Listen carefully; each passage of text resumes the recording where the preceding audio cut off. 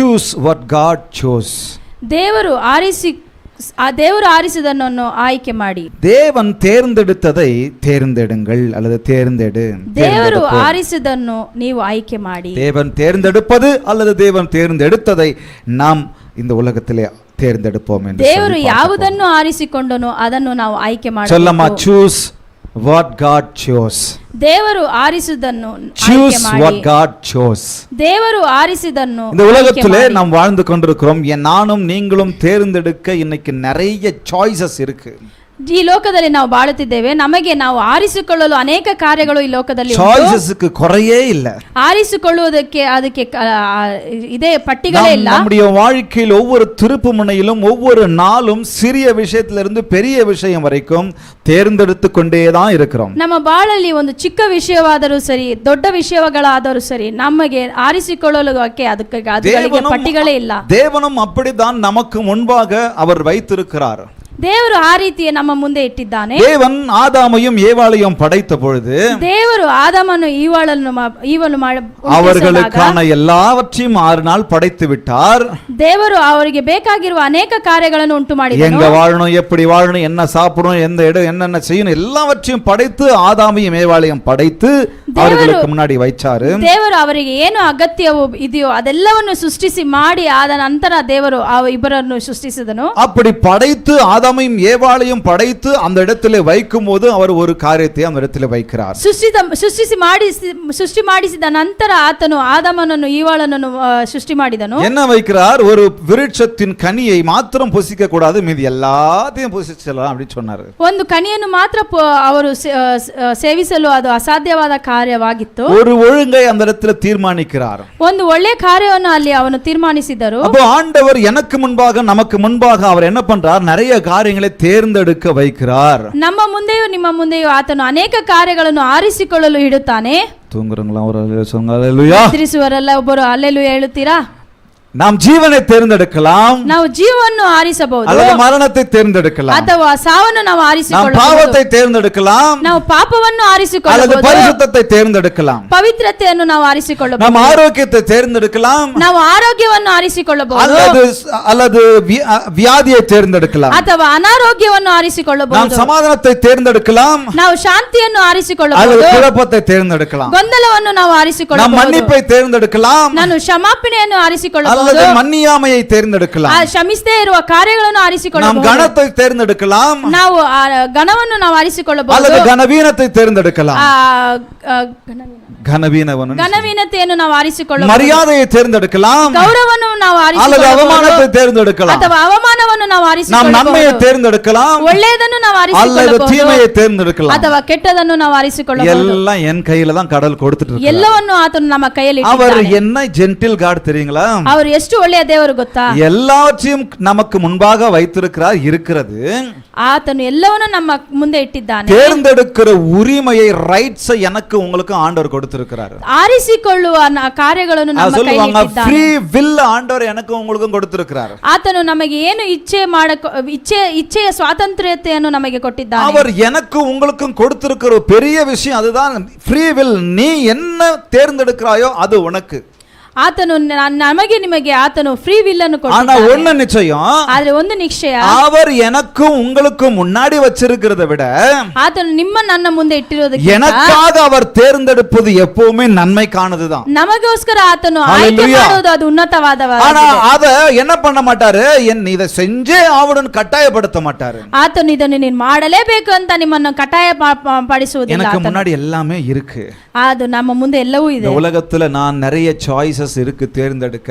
ಈ ಲೋಕದಲ್ಲಿ ನನಗೆ ಅನೇಕ ಕಾರ್ಯಗಳನ್ನು ಆರಿಸಿಕೊಳ್ಳುವುದಕ್ಕೆ உறவுகளை நம்ம தேர்ந்தெடுப்பதை குறித்து கவனமா இருக்கணும். ಕೆಲವು ಕಾರ್ಯಗಳನ್ನು ನಾವು ಆಯ್ಕೆ ಮಾಡುವುದರಲ್ಲಿ ನಾವು ಹುಷಾರಾಗಿರಬೇಕು. சில இடங்களுக்கு போவதை குறித்து தேர்ந்தெடுப்பது அவசியமா இருக்கு. ಕೆಲವು ಜಾಗಗಳಲ್ಲಿ ನಾವು ಆಯ್ಕೆ ಮಾಡುವುದರಲ್ಲಿ ನಾವು ಹುಷಾರಾಗಿರಬೇಕು. அப்படிதானே? ಹಾಗಲ್ಲವೇ? சொல்லலாமா? choose. ಆರಿಸಿಕೊಳ್ಳುವುದು. நமக்கு நிறைய சாய்ஸ் இருக்கு. ನಮಗೆ ಅನೇಕ ಆರಿಸಿಕೊಳ್ಳುವ அதை நம்ம ಕಾರ್ಯಗಳುಂಟು. ಚೂಸ್ பண்றதுல ரொம்ப ವಯಸ್ಸா இருக்கணும். ಆದರೆ ಆಯ್ಕೆ ಮಾಡುವುದಲ್ಲಿ ನಾವು ಬಹಳ ಗಮನದಿಂದ எனக்கு ಇರಬೇಕಾಗಿದೆ. முன்னாடி நன்மை ஜீவனையும் மரணத்தையும் வச்சிட்டாரு. ನನ್ನ ಮುಂದೆ ಆತನು ಜೀವವನ್ನು ಸಾವನ್ನು ಇಟ್ಟಿದ್ದಾನೆ. அவர் எதையுமே போட்டு கட்டாயப்படுத்தி திணிக்கிற தேவன் அல்ல. ಆತನು ನಿಮ್ಮನ್ನು ನಮ್ಮನ್ನು ಕಟ್ಟಾಯಗೊಳಿಸುವ ದೇವನ ಆತನಲ್ಲ. என்ன சொல்றது, புகுத்துகிற தேவன் அல்ல. ಆತನು ನಿಮ್ಮನ್ನು ಆ ರೀತಿ ಮಾಡುವಾತನ ಅವನಲ್ಲ. இந்த உலகத்துல பாருங்க எத்தனையோ மதங்கள் இருக்கிறது. ಈ ಲೋಕದಲ್ಲಿ ಅನೇಕ ಮತಗಳುಂಟು. சரி, அந்த மதங்களை கூட முக்கோடி தேவர்கள் சொல்லி அன்னைக்கு சொன்னாங்க, இன்னைக்கு எவ்வளவுன்னு தெரியல. ಈ ಲೋಕದಲ್ಲಿ ಅನೇಕರು ಮುಕ್ಕೋಡಿ ದೇವರುಗಳು ಅಂತ ಹೇಳಿದರು. போன வாரத்துல கூட ஒருத்தர் மாட்டிக்கிட்டாரு. ಕಳೆದ ವಾರ ಒಬ್ಬರು ನನ್ನೊಟ್ಟಿಗೆ ಸಿಕ್ಕಾಕ அதெல்லாம் தலை எவ்வளவு பிரச்சனை நடந்துகிட்டு இருக்கு, இன்னைக்கு நிறைய தோன்றி கொண்டிருக்கிறது. ಇವತ್ತು ಅನೇಕ ಕಾರ್ಯಗಳು ಬರುತ್ತಿದೆ. சரி, அது ஒரு பக்கம் இருக்கட்டும். ಅದು ಒಂದು ಕಡೆ ಇರಲಿ. கிறிஸ்தவ டினாமினேஷன்ஸ் எவ்வளவு இருக்கு. ಕ್ರೈಸ್ತರಲ್ಲೇ ಎಷ್ಟೊಂದು ಕಾರ್ಯಗಳಿದೆ. ஜெகோவா விட்னஸ் சொல்றாங்க, ಜೆಹೋವಾ ವಿಟ್ನೆಸ್ ಅಂತ ஒன்லி ಹೇಳ್ತಾರೆ, ஜீசஸ் சொல்றாங்க, ಓನ್ಲಿ ಜೀಸಸ್ ಅಂತ ಹೇಳ್ತಾರೆ. வேற என்ன இருக்கு, ಬೇರೆ ಏನಿದೆ, சிஎஸ்ஐ சொல்றாங்க, ಸಿಎಸ್ಐ ಅಂತ ಹೇಳ್ತಾರೆ, ஆர்சி சொல்றாங்க, ಆರ್ಸಿ ಅಂತ ಹೇಳ್ತಾರೆ,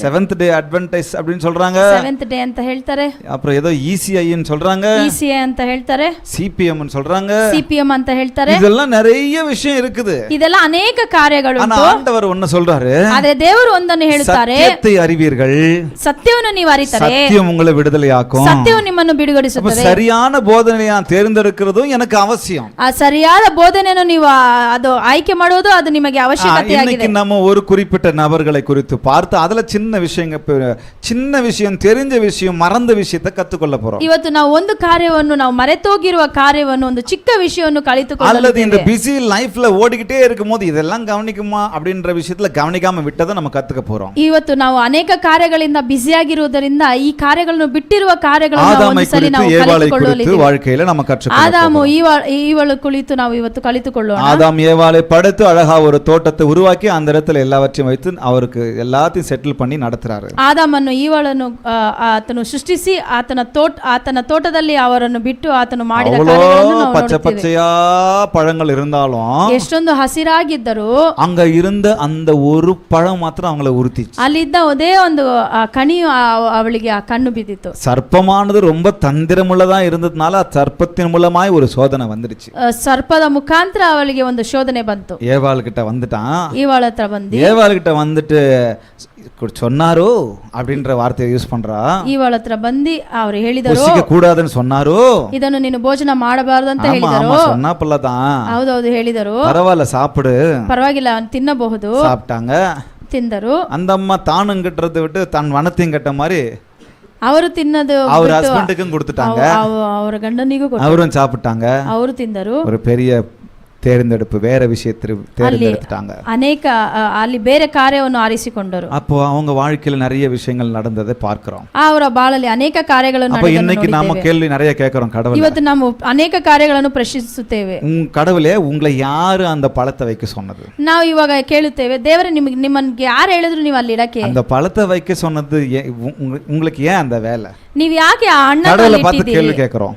ದೇವರನ್ನು ನೋಡಿ ನಾವು அதை வைக்காம இருந்தா நாங்கலாம் இன்னைக்கு இவ்வளவு கஷ்டப்பட்டிருப்போம். ಅದನ್ನು ನೀವು ಅಲ್ಲಿ ಇಟ್ಟಿದರೆ ಇದ್ರೆ ನಾವು அந்த ಇಲ್ಲಿ பழம் ಕಷ್ಟಪಡುತ್ತಿಲ್ಲ. எனக்கு முக்கியமா போச்சு. ಆ ಹಣ್ಣು ನಿಮಗೆ ಯಾಕೆ ಮುಖ್ಯವಾಯಿತು? இப்ப நான் சொல்றேன், ನಾನು ಹೇಳುತ್ತೇನೆ, இவ்வளவு நல்லது படிச்சிட்டு ಇಷ್ಟು ಎಲ್ಲ ಒಳ್ಳೆ ಕಾರ್ಯಗಳನ್ನು எனக்கு ஒரு ಮಾಡಿ ஒழுங்கை கற்றுக் கொடுப்பதற்கு ஒரு ஒழுக்கத்தை அந்த இடத்துல வைக்கிறாருன்னு சொன்னா ನನಗೆ ಒಂದು ಸರಿಯಾದ ಮಾರ್ಗವನ್ನು ಆತನು அதுல என்ன ಹೇಳಿಕೊಡಬೇಕಾದರೆ தவறு?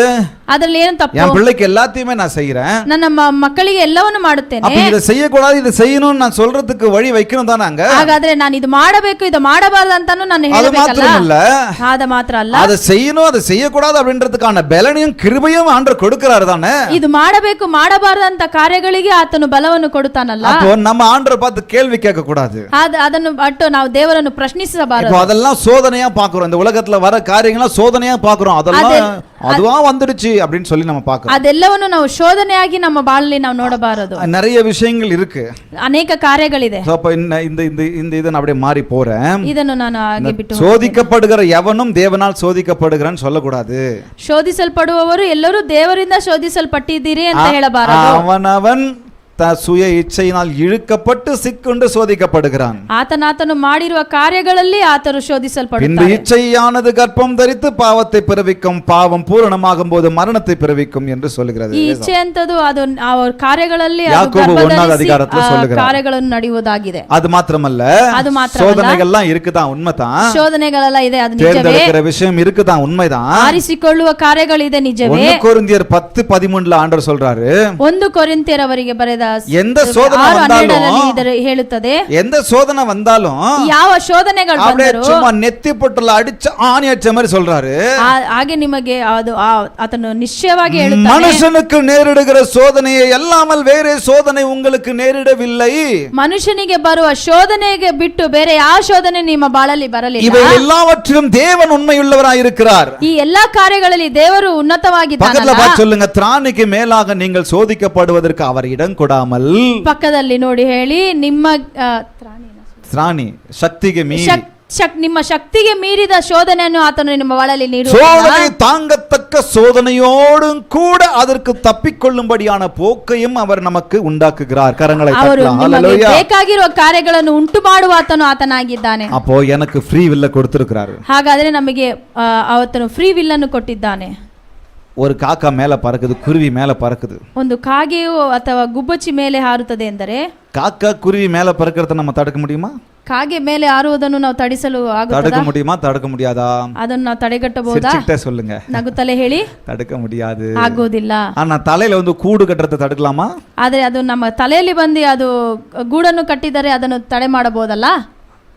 இல்ல இல்ல பரவாயில்ல, அதையும் தடுக்க முடியாது. நீங்க ಇಲ್ಲ ಇಲ್ಲ, விட்டீங்கன்னா ಅದು ನಾವು ತಡೆ ಮಾಡಬಹುದು ಆಗುವುದಿಲ್ಲ. ಅಂದರೆ சோதனைக்கு உட்பட்டுட்டோம்னு அர்த்தம். ಆ ಶೋಧನೆ ಒಳಗೆ ಆದ್ರೆ, அப்ப இந்த உலகத்துல எல்லாமே என்னை தேர்ந்தெடுக்க விஷயங்கள் இருக்கு.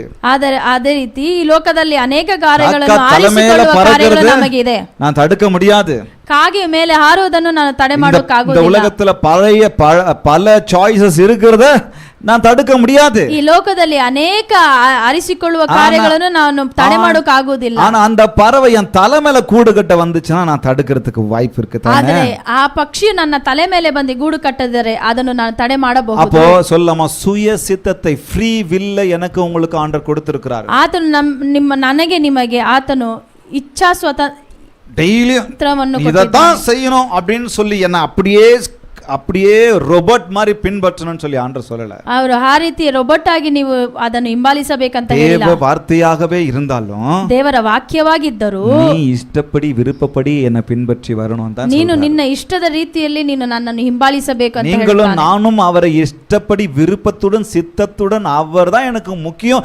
இவ்வளவு சாய்ஸஸ் இருக்கு இந்த உலகத்துல. ನೀವು ನಾವು ನಮಗೆ ಇಷ್ಟದಂತೆ ನಾವು ಆತನನ್ನು ಹಿಂಬಾಲಿಸಬೇಕು. நான் தேர்ந்தெடுக்க நிறைய உபதேசங்கள் இருக்கு. ಕಾರ್ಯಗಳಿದೆ. நான் தேர்ந்தெடுக்க நிறைய உபதேசங்கள் இருக்கு. ನನಗೆ ಚೂಸ್ ಮಾಡಲು ಅನೇಕ ಕಾರ್ಯಗಳು ಉಂಟು. நான் தேர்ந்தெடுக்க நிறைய தலைவர்கள் இருக்கிறாங்க. ನಾನು ಆರಿಸಿಕೊಳ್ಳಲು ಅನೇಕ ನಾಯಕರಿದ್ದಾರೆ. நான் தேர்ந்தெடுக்க நிறைய தகப்பன்மார்கள் இருக்கிறாங்க. ನಾನು ಆರಿಸಿಕೊಳ್ಳಲು ಅನೇಕ ತಂದೆ நான் தேர்ந்தெடுக்க நிறைய பிதாக்கள் இருக்கிறாங்க. ನಾನು ಆರಿಸಿಕೊಳ್ಳಲು ಅನೇಕ ತಂದೆಗಳು இவ்வளவு ಇದ್ದಾರೆ. சாய்ஸஸ் இருக்கு. ಇಷ್ಟೊಂದು ಆರಿಸಿಕೊಳ್ಳುವ நான் ಕಾರ್ಯಗಳು யாரை தேர்ந்தெடுக்கிறேன், எதை தேர்ந்தெடுக்கிறேன் என்பது ரொம்ப ரொம்ப அவசியம். ಆದರೆ ನಾವು ಯಾವುದನ್ನು ಆಯ್ಕೆ ಮಾಡುತ್ತೇವೆ ಎಂಬುದು ಮುಖ್ಯವಾಗಿದೆ. எனக்கு முன்னாடி கேட்டுக்கு போகிற வழி இருக்கு, ನನಗೆ ಮುಂದೆ ಗೇಟ್ಗೆ ಹೋಗುವ ದಾರಿ ಇದೆ, நன்மைக்கு போகிற வழி இருக்கு. ನಾನು ಒಳ್ಳೆ ಕಾರ್ಯಗಳಿಗೆ ಹೋಗುವ எனக்கு முன்னாடி ಕಾರ್ಯಗಳು, மரணத்துக்கு போகிற வழி இருக்கு, ನನ್ನ ಮುಂದೆ ನಾನು ಸಾವಿಗೆ ಹೋಗುವ ಕಾರ್ಯ ಉಂಟು, ஜீவனுக்கு போகிற வழி இருக்கு. ಜೀವಕ್ಕೆ ಹೋಗುವ ಕಾರ್ಯ எனக்கு முன்னாடி தீமைக்கு போகிற வழி இருக்கு. ನನ್ನ ಮುಂದೆ தீமைக்கு என்ன சொல்றது, ಕೆಟ್ಟ ಕಾರ್ಯಗಳು ಮಾರ್ಗ ಉಂಟು, நன்மைக்கு போகிற வழி இருக்கு. ಒಳ್ಳೆ ಕಾರ್ಯಗಳಿಗೆ ಮಾರ್ಗ பக்கத்துல ಉಂಟು. பார்த்து சொல்லுங்க, நீங்க தாங்க தேர்ந்தெடுக்கணும். ನೀವೇ ಅದನ್ನು ನೀವು ಆರಿಸಿಕೊಳ್ಳಬೇಕು. ஃப்ரீ வில்ல கொடுத்திருக்கிறார். ಆತನು ನಿಮಗೆ ಫ್ರೀ ವಿಲ್ ಅನ್ನು ಕೊಟ್ಟಿದ್ದಾನೆ. இந்த ಹಾಗಾದರೆ விஷயத்துல மிக மிக கவனத்தோடு நம்ம இருக்கணும். ಈ ಕಾರ್ಯದಲ್ಲಿ ನಾವು மூன்று முக்கியமான காரியங்கள். 3 ಮುಖ್ಯವಾದ ಕಾರ್ಯಗಳನ್ನು நம்ம எதை தேர்ந்தெடுக்கணும், ನಾವು ಯಾವುದನ್ನು இதை ಆರಿಸಿಕೊಳ್ಳಬೇಕು, கடைபிடிச்சோன்னு சொன்னா ಇದನ್ನು ನಾವು ಹಿಂಬಾಲಿಸಿದರೆ நாம் தேர்ந்தெடுப்பதில் கவனமாய் இருப்போம். ನಾವು ಆರಿಸಿಕೊಳ್ಳುವ ಕಾರ್ಯಗಳಲ್ಲಿ ನಾವು ಗಮನದಿಂದ Let us choose ಇರುತ್ತೇವೆ. obedience to the Lord. ನಾವು ಆರಿಸಿಕೊಳ್ಳುವುದರಲ್ಲಿ First one, choose obedience to the Lord.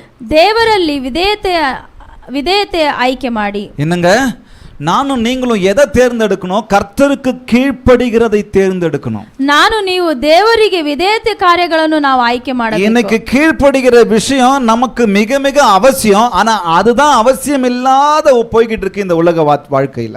ನಮ್ಮ ಬಾಳಲ್ಲಿ ವಿಧೇಯತೆ ಎಂಬ ಕಾರ್ಯ ಮುಖ್ಯವಾಗಿದೆ.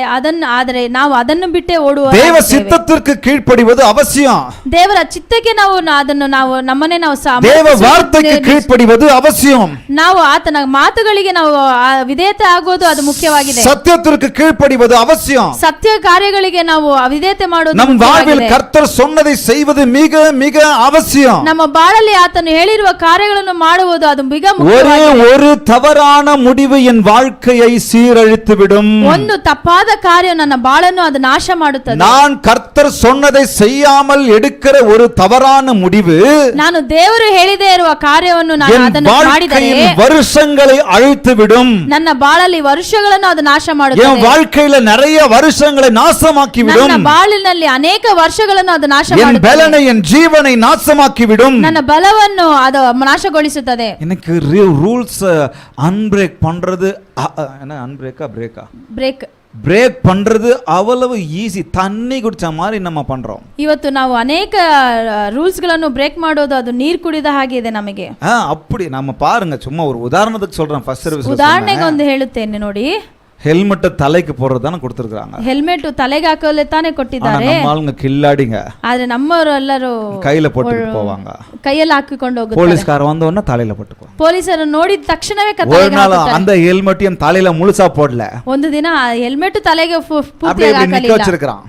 ಅಲ್ಲಿ ಮೇಲೆ ನಿಲ್ಲಿಸಿದ್ದಾರೆ. வா தம்பின்னு சைடுல கூட்டிட்டு போறாரு. ಬನ್ನಿ ಬನ್ನಿ ಅಂತ ಸೈಡ್ ಅಲ್ಲಿ ಕರ್ಕೊಂಡು ಹೋಗ್ತಾರೆ. சாதாரண ரூல்ஸ் பிரேக் பண்றோம். ಸಾಧಾರಣವಾಗಿ ರೂಲ್ಸ್ ಗಳನ್ನು ಬ್ರೇಕ್ அதுக்கு ஒரு ಮಾಡ್ತಾರೆ. பயம், அதுக்கு ஒரு மரியாதை இல்லவே இல்ல, கீழ்ப்படிவதே கிடையாது. ಅದಕ್ಕೆ ಒಂದು ವಿಧೇಯತೆವೇ ಇಲ್ಲ. ஏன்? ಯಾಕೆ? ஏன்னா கர்த்தருக்கு கீழ்ப்படியல. ಯಾಕಂದ್ರೆ ದೇವರಿಗೆ ವಿಧೇಯತೆ இங்க ತೋರಿಲ್ಲ. கீழ்ப்படிஞ்சா தானே நம்ம உலகத்துல போய் கீழ்ப்படிவோம். ಮೊದಲು ದೇವರಿಗೆ ವಿಧೇಯತೆ ತೋರಿಸಿದರೆ அப்ப ನಾವು ಲೋಕದಲ್ಲಿ சாதாரணமா ವಿಧೇಯತೆಯಾಗಿರುವೆವು. சிக்னல்ல பாஸ் ஆகிறோம். ಸಾಧಾರಣವಾಗಿ தெரியாம ஆகுறது ಕ್ರಾಸ್ வேற. ಮಾಡುತ್ತಾರೆ. ஒரு நாள் நான் அப்படிதான் என்ன பண்ணிட்டேன், பெரிய வண்டி ஓட்டிட்டு பெரிய பஸ் முன்னாடி நின்னுட்டு இருக்கு. ಒಂದು ದಿನ ಆ ರೀತಿ ಆಯ್ತು. ಒಂದು ದೊಡ್ಡ ಬಸ್ ಮುಂದೆ ಹೋಯ್ತಾ ಇತ್ತು. அந்த பஸ்ஸுக்கு பின்னாடியே போனேன். ಆ ಬಸ್ ಹಿಂದೆನೆ ನಾನು அவரு பிரேக் பண்ணிருக்காரு. அவர் பின்னாடி போன எனக்கு சிக்னல் தெரியல. நானும் பிரேக் ಅವರು பண்ணிட்டேன். ಸಿಗ್ನಲ್ ಕ್ರಾಸ್ ಮಾಡಿದರು. ನನಗೆ ಗೊತ್ತಿಲ್ಲದೆ ನಾನು ಅವರ அப்புறம் ಹಿಂದೆನೆ வீட்டுக்கு ಹೋದೆ. நோட்டீஸ் வந்துருச்சு. ಆದ್ಮೇಲೆ ನನಗೆ ಮನೆಗೆ ನೋಟಿಸ್ 500 ரூபாய் பிரேக் பண்ணிட்டீங்க. 500 ರೂಪಾಯಿ ಕಾಸು ಪೆನಾಲ್ಟಿ ಬಂತು. இவ்வளவு மோசமா இருக்கு நம்ம வாழ்க்கை. ಇಷ್ಟು ಮೋಸವಾಗಿ ನಮ್ಮ ಬಾಳಿದೆ. தெரியாம பண்றது வேற. ஆனா ಗೊತ್ತಿಲ್ಲದೆ தெரிஞ்சே நம்ம என்ன ಕಾರ್ಯ ಬೇರೆ. பண்றோம், பிரேக் பண்ணிக்கிட்டே இருக்கிறோம். ಗೊತ್ತಿದ್ದು ನಾವು ಅನೇಕ ಕಾರ್ಯಗಳನ್ನು இங்க ಮುರಿಯುವರಾಗಿದ್ದೇವೆ. பிரேக் பண்ணா வேற, ಇಲ್ಲಿ ಮುರಿದರೆ ಬೇರೆ. வெளிநாட்டுக்கு போனா நம்ம பிரேக் பண்ண மாட்டோம். ಹೊರ ದೇಶದಲ್ಲಿ ಅದನ್ನು ಮಾಡೋದಿಲ್ಲ. வெளிநாட்டுக்கு போனா மட்டும் ரொம்ப உஷாரா 15 நாள் ரிமைண்ட் வச்சிருவாங்க. ಹೊರ ದೇಶದಲ್ಲಿ 15 ದಿವಸ ನಿಮ್ಮನ್ನು அது அடிக்கடி ஆச்சுன்னு சொன்னா லைசென்ஸை கேன்சல் பண்ணிடுவாங்க. ಅದು ಅವಾಗವಾಗ ಆದರೆ ನಿಮಗೆ ಲೈಸೆನ್ಸೇ ಇರುವುದಿಲ್ಲ. இன்னைக்கு அந்த அளவுக்கு மோசத்துல மோசமா போய்கிட்டு இருக்குது ரூல்ஸ் பிரேக் பண்றது. ಇವಾಗ ಅನೇಕ ಕಾರ್ಯಗಳನ್ನು ರೂಲ್ಸ್ ಅನ್ನು ಬ್ರೇಕ್ ಮಾಡೋದು ತುಂಬಾ ಕಾರ್ಯಗಳು ஒரு ನಡೆಯುತ್ತಲೇ ಇದೆ. சமுதாயத்துல நம்ம வாழ்ந்து கொண்டிருக்கிறோம். ಈ ರೀತಿಯಾದ ಇದರಲ್ಲಿ ನಾವು பிள்ளைகள் அப்பா அம்மாவுக்கு கீழ்ப்படிகிறது இல்ல. ಮಕ್ಕಳು ಆ ತಂದೆ ತಾಯಿಗೆ ವಿಧೇಯತೆಯಾಗುವುದಿಲ್ಲ. மாணவர்கள் டீச்சர்ஸ்க்கு கீழ்ப்படிகிறது இல்ல. ಇದು ವಿದ್ಯಾರ್ಥಿಗಳು ಗುರುಗಳಿಗೆ ಅವರು பெரியவங்க சின்னவங்களுக்கு கீழ்ப்படிகிறது கிடையாது. ದೊಡ್ಡವರು ಚಿಕ್ಕವರಿಗೆ சின்னவங்க பெரியவங்களுக்கு கீழ்ப்படிகிறது கிடையாது. ಚಿಕ್ಕವರು ದೊಡ್ಡವರಿಗೆ ವಿಧೇಯತರಾಗುವುದಿಲ್ಲ. அப்ப கீழ்ப்படியாத போது என்ன நடக்குது? ವಿಧೇಯತೆ ಆಗದಿರುವಾಗ ಏನಾಗುತ್ತೆ? இங்க ஆதாம் வாழ்க்கையிலும் ஏவாள் வாழ்க்கையிலும் என்ன நடந்துச்சு ಇಲ್ಲಿ பாருங்க. ಆದಾಮು ಈವಾಳ ಬಾಳಲ್ಲಿ ಏನ್ ನಡೆಯಿತು?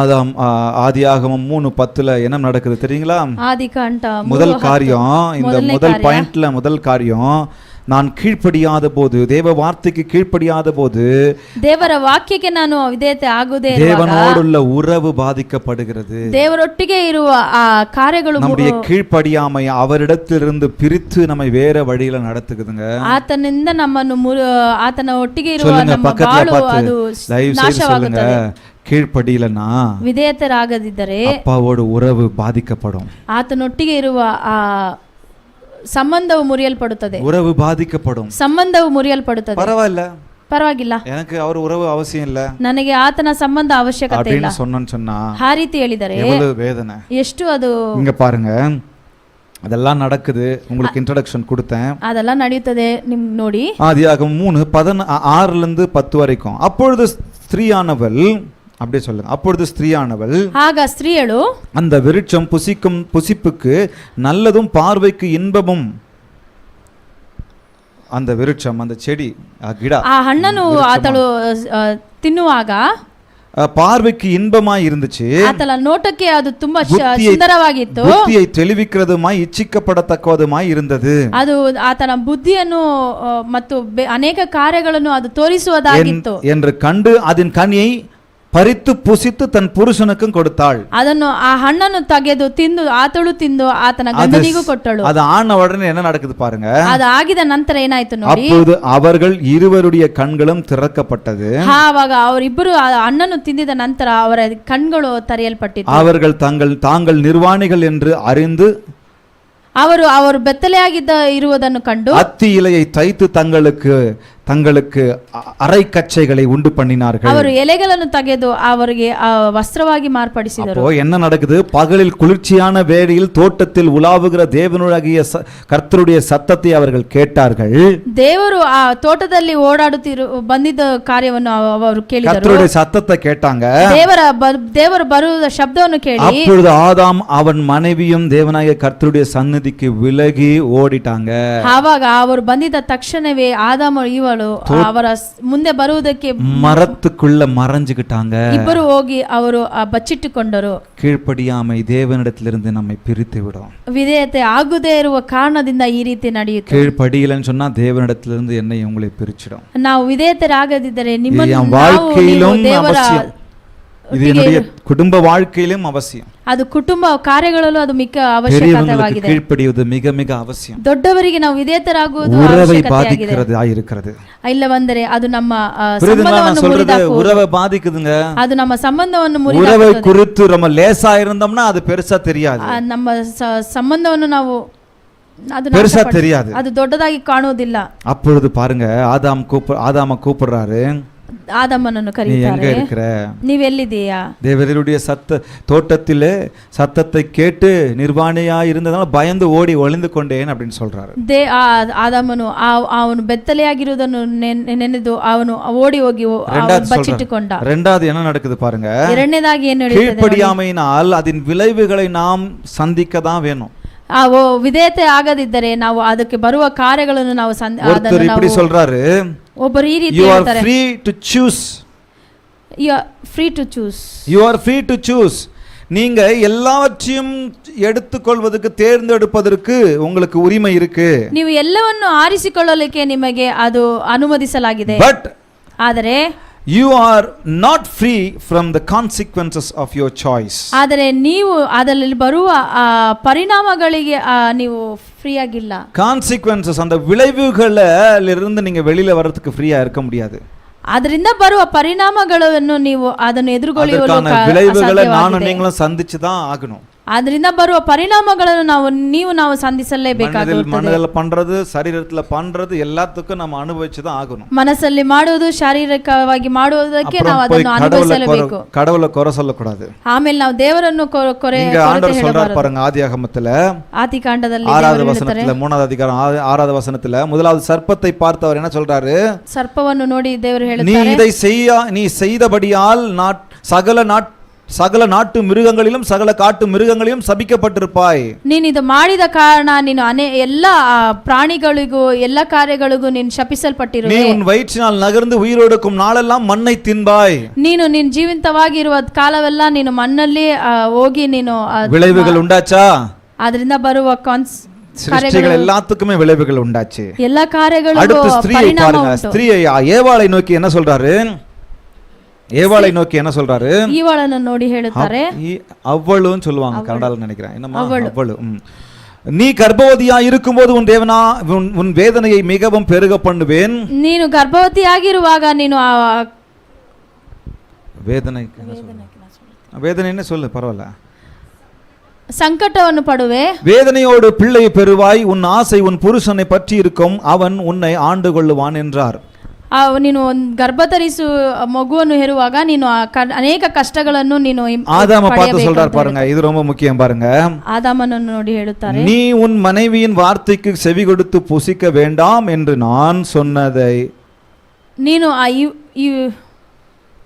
நீ உன் மனைவியின் வார்த்தையை செவி கொடுத்து ನೀನು ನಿನ್ನ ಹೆಂಡತಿ ಮಾತನ್ನು ಕೇಳಿ புசிக்க வேண்டாம் ನೀನು ಅದನ್ನು ಸ್ವೀಕರಿಸಬೇಡ என்று ಅಂದಾಗ நான் உனக்கு விலக்கின விருட்சத்தை கனியை புசித்தபடியினால் ಎಂದು ನಾನು ಹೇಳಿದ ನಂತರವೂ ನೀನು ಅದನ್ನು ನೀನು ತಿಂದಿದ ಕಾರಣ பூமி உன் நிமித்தம் சபிக்கப்பட்டிருக்கும். ಭೂಮಿಯು ನಿನ್ನ ನಿಮಿತ್ತವು ಅದು ಶಪಿಸಲ್ಪಡುತ್ತದೆ. பாத்தீங்களா? ನೋಡಿದರಾ? நீ உயிரோடு இருக்கும் நாளெல்லாம் வருத்தத்தோட அதன் பலனை புசிப்பாய். ನೀನು ಜೀವಂತವಾಗಿರುವ ಕಾಲವೆಲ್ಲ ನೀನು ಅದನ್ನು ஆதாம் செஞ்சதனால மாத்திரம் இல்ல, ಆದಾಮನು ಮಾಡಿದ நம்மளும் இப்ப நிறைய செய்யறோம் தானே. ನಾವು ಮಾಡುತ್ತೇವಲ್ಲ, அப்ப ஆதாம் மேல மட்டும் கதை சொல்லக்கூடாது. நம்ம ಆದಾಮನ ಮೇಲೆ ಮಾತ್ರ ஏவாள் மேல மட்டும் கதை சொல்லக்கூடாது. நம்ம என்ன பெர்ஃபெக்ட்டா பெர்ஃபெக்ஷனிஸ்ட் இல்ல நம்ம அப்படின்னு சொல்லக்கூடாது. ನಾವು ತುಂಬಾ ಪರ್ಫೆಕ್ಟ್ ಆಗಿ ಇದ್ದೀವಿ ಅಂತ ಹೇಳಬಾರದು. அது உனக்கு முள்ளும் குறுக்கும் முளைப்பிக்கும் வெளியின் பயிர்களை புசிப்பாய் என்று சொல்லுகிற பயிர் வகைகளை புசிப்பாய் என்று சொல்லி இவ்வளவு பிரச்சனைகளை நமக்கு பார்க்கிறோம். பாருங்க, நம்முடைய கீழ்ப்படியாமை நம்முடைய தேவனிடத்திலிருந்து நம்மை விட்டு பிரித்து விடுகிறது. ನಾವು ವಿಧೇಯತೆಯಾಗಿರದೇ ಇರುವಾಗ ದೇವರಿಂದ ನಮ್ಮನ್ನು ನಾವು ஒருத்தர் இப்படி ಬೇರ್ಪಡಿಸಲಾಗುತ್ತದೆ. சொல்றாரு, one act of obedience is better than 100 sermon. ஒரு 100 மெசேஜ் சர்மன் கேட்பதை விட கொடுப்பதை விட ஒரே ஒரு ஒபீடியன்ஸ் ரொம்ப சிறந்தது அப்படின்னு சொல்றாரு. ನಾವು ಒಂದು 100 ಉಪದೇಶಗಳನ್ನು ಕೇಳುವುದಕ್ಕಿಂತ ಒಂದು ನಾವು ವಿಧೇಯತರಾಗುವುದು ದೊಡ್ಡ ಕಾರ್ಯವಾಗಿದೆ. ಜಾಯ್ಸ್ ಮೇಯರ್ சொல்றாங்க, obedience to God is the pathway to the life you really want to live.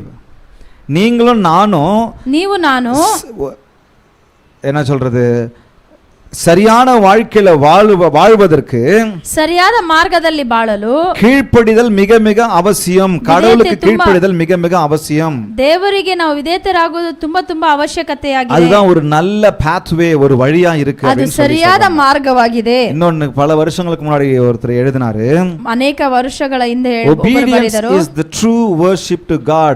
நானும் நீங்களும் கர்த்தருக்கு கீழ்ப்படிகிறோமே, அதுதான் மிக சிறந்த ஆராதனையாய் இருக்கிறதுன்னு சொல்றாரு. ನೀವು ನಾನು ದೇವರಿಗೆ ವಿಧೇಯತರಾಗುವಿರಲ್ಲ, ಅದೇ ಒಂದು ದೊಡ್ಡ இங்க வந்து பாட்டு பாடுறேன்ல, ನಾನು ಇಲ್ಲಿ ಹಾಡುತ್ತೇನಲ್ಲ, இங்க வந்து நான் பாட்டு பாடுறது, கையை உயர்த்துறது, ஆராதிக்கிறது, ನಾನು ಇಲ್ಲಿ ಬಂದು ಕೈಯನ್ನು ಎತ್ತಿ ಆರಾಧಿಸುವುದು, ಮ್ಯೂಸಿಕ್ ಅನ್ನು ನಾನು இதை விட ಇದಕ್ಕಿಂತ தேவ வார்த்தைக்கு கீழ்ப்படிவதே உண்மையான பிரதானமான ஆராதனை சொல்றாரு. ದೇವರ ವಾಕ್ಯಕ್ಕೆ ನಾನು ಕೀழ்ಪಡಿಯುವ ಕಾರ್ಯವೇ ಅದು ದೊಡ್ಡ ವಿಧೇಯತರಾಗುವ ಕಾರ್ಯ ದೊಡ್ಡದಾಗಿದೆ. அந்த obedience, அந்த செய்கை மிக மிக அவசியம் என்பதை அவர் சொல்கிறார். ಆ ವಿಧೇಯತೆ ಅದು ತುಂಬಾ ದೊಡ್ಡ ಕಾರ್ಯವಾಗಿದೆ ನಮ್ಮ ಬಾಳಲ್ಲಿ ಅಂತ ಹೇಳ್ತಾನೆ. இன்னொரு வசனத்தை உங்களுக்கு கொடுத்து இந்த பாயிண்ட முடிக்கிறேன். 1 கொரிந்தியர் 6:12 வசனம் சொல்லுகிறது, 1 கொரிந்தியர் எல்லாவற்றையும் அனுபவிக்க எனக்கு அதிகாரம் உண்டு. ಎಲ್ಲ ಕಾರ್ಯಗಳನ್ನು ನಾನು பக்கத்துல பார்த்து சொல்லமா, ಮಾಡೋಕೆ ನನಗೆ எல்லாவற்றையும் அனுபவிக்க, ಎಲ್ಲವನ್ನು ನಾನು ಅನುಭವಿಸಲು எனக்கு அதிகாரம் இருக்கு. ನನಗೆ ಅಧಿಕಾರವಿದೆ. இன்னொரு சொல்லமா, எல்லாவற்றையும் அனுபவிக்க ಎಲ್ಲವನ್ನು ಮಾಡೋದಕ್ಕೆ எனக்கு அதிகாரம் இருக்கு. ನನಗೆ ಅಧಿಕಾರ ಇದೆ. இருக்கா இல்லையா? ಇದೆಯಾ ಇಲ್ಲವಾ? அதிகாரம் இருக்கு, ಅಧಿಕಾರ ಇದೆ, உரிமை இருக்கு, ಅದಕ್ಕೆ ನನಗೆ ಎಲ್ಲ ಕಾರ್ಯಗಳು ಇದೆ, எனக்கு ಫ್ರೀ வில் இருக்கு, ನನಗೆ ಫ್ರೀ ವಿಲ್ ಇದೆ. அப்படி சொல்லிட்டு அவர் என்ன சொல்றாரு, ಆ ರೀತಿ ಹೇಳಿ ಏನು ಮಾಡ್ತಾರೆ, ஆகிலும் எல்லாம் தேவ பிள்ளைகளுக்கு தகுதியாயிராது. கரங்களை தட்டலாமா? ಇದೆಲ್ಲವೂ ದೇವರ ಮಕ್ಕಳಿಗೆ ಅದು ಒಳ್ಳೆಯದಲ್ಲ. எல்லாம் தேவனுடைய பிள்ளைகளுக்கு தகுதியாயிராது. ಇದೆಲ್ಲವೂ ದೇವರ ಮಕ್ಕಳಿಗೆ ಅದು ಸ್ವಾತಂತ್ರ್ಯ. இன்னொரு சொல்றாரு, எல்லாவற்றையும் அனுபவிக்க எனக்கு அதிகாரம் உண்டு, ಎಲ್ಲವನ್ನು ನೀನು ಸ್ವಾತಂತ್ರ್ಯವಾಗಿ ஆகிலும் நான் ஒன்றுக்கும் அடிமைப்பட மாட்டேன். கரங்களை தட்டலாமா? ஹalleluya. நான் ஒன்றுக்கும் அடிமைப்பட்டு இருக்க மாட்டேன். ಒಂದು ಕಾರ್ಯಗಳು ನಾನು ತಗ್ಗಿಸಬಾರದು. கீழ்ப்படிதல் மிக மிக அவசியம். ವಿಧೇಯತೆ ತುಂಬಾ ತುಂಬಾ ಅಗತ್ಯವಾಗಿದೆ. இங்க இருந்து இரண்டாவது பாயிண்ட்க்கு போலாம். ಎರಡನೇ ಕಾರ್ಯಕ್ಕೆ ನೋಡೋಣ. choose obedience to the Lord மாத்திரமல்ல, ದೇವರಿಗೆ ವಿಧೇಯತೆ ತೋರುವುದು ಮಾತ್ರವಲ್ಲ, choose the fear of the Lord.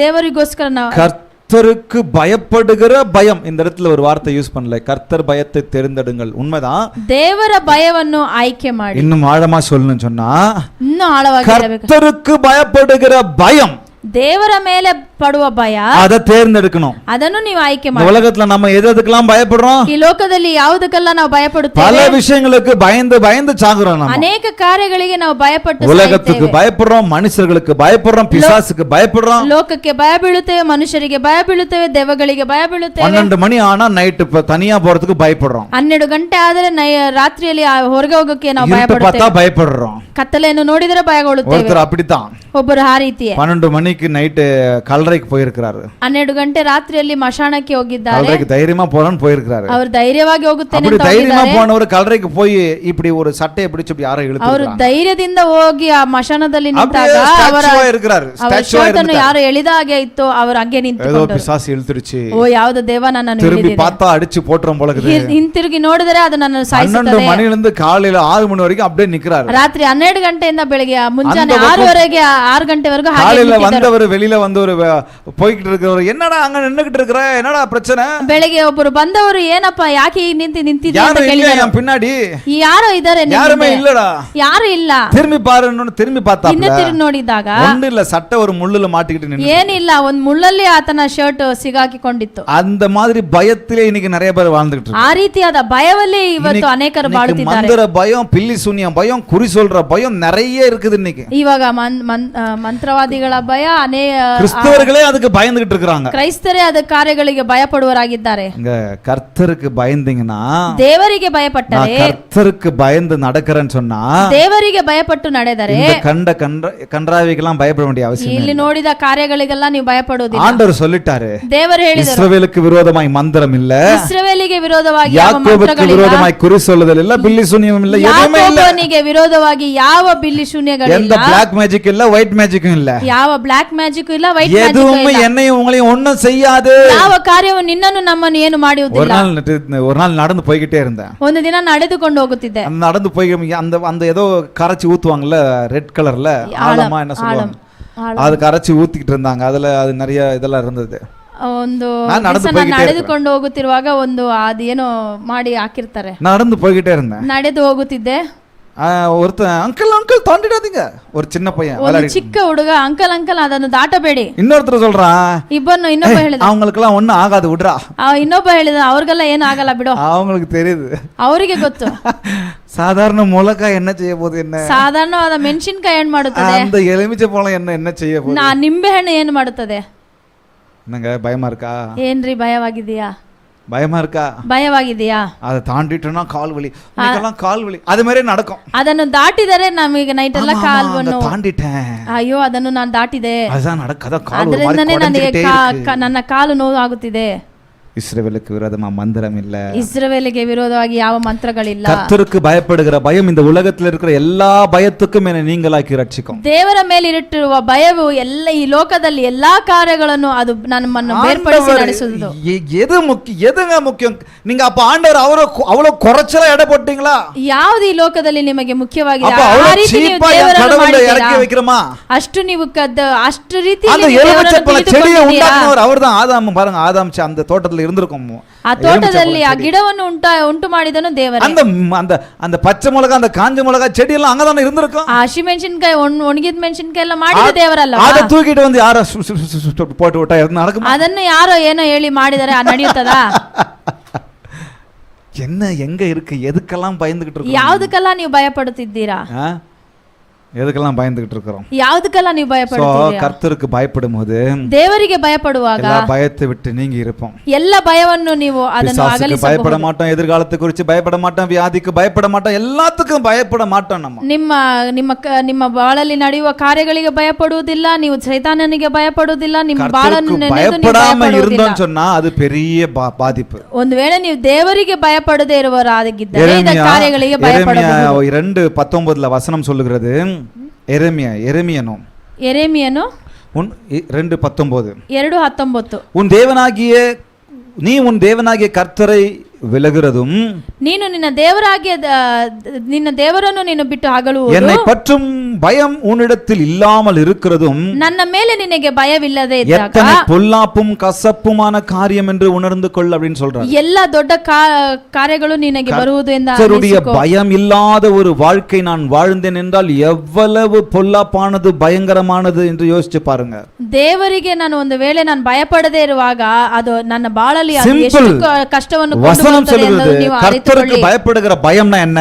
ವಾಕ್ಯವು ಹೇಳುತ್ತದೆ ದೇವರಿಗೆ ಭಯಪಡುವ ಭಯವೆಂದರೆ வசனம் சொல்லுகிறது, நீதிமொழிகள்ல சொல்லுகிறது, ವಾಕ್ಯವು ಈ ರೀತಿ ಹೇಳುತ್ತದೆ, நீதிமொழிகள்ல சொல்லுகிறது 8:13 ಜ್ಞಾನೋಕ್ತಿಯಲ್ಲಿ ಹೇಳುತ್ತದೆ, தீமை வெறுப்பதே கர்த்தருக்கு பயம். ஹalleluya. ನೀವು ಅದನ್ನು ಅಗಲಿಸುವುದೇ, ಅದನ್ನು பாவத்தை வெறுப்பது கர்த்தருக்கு பயம், அக்கிரமத்தை வெறுப்பது கர்த்தருக்கு பயம்.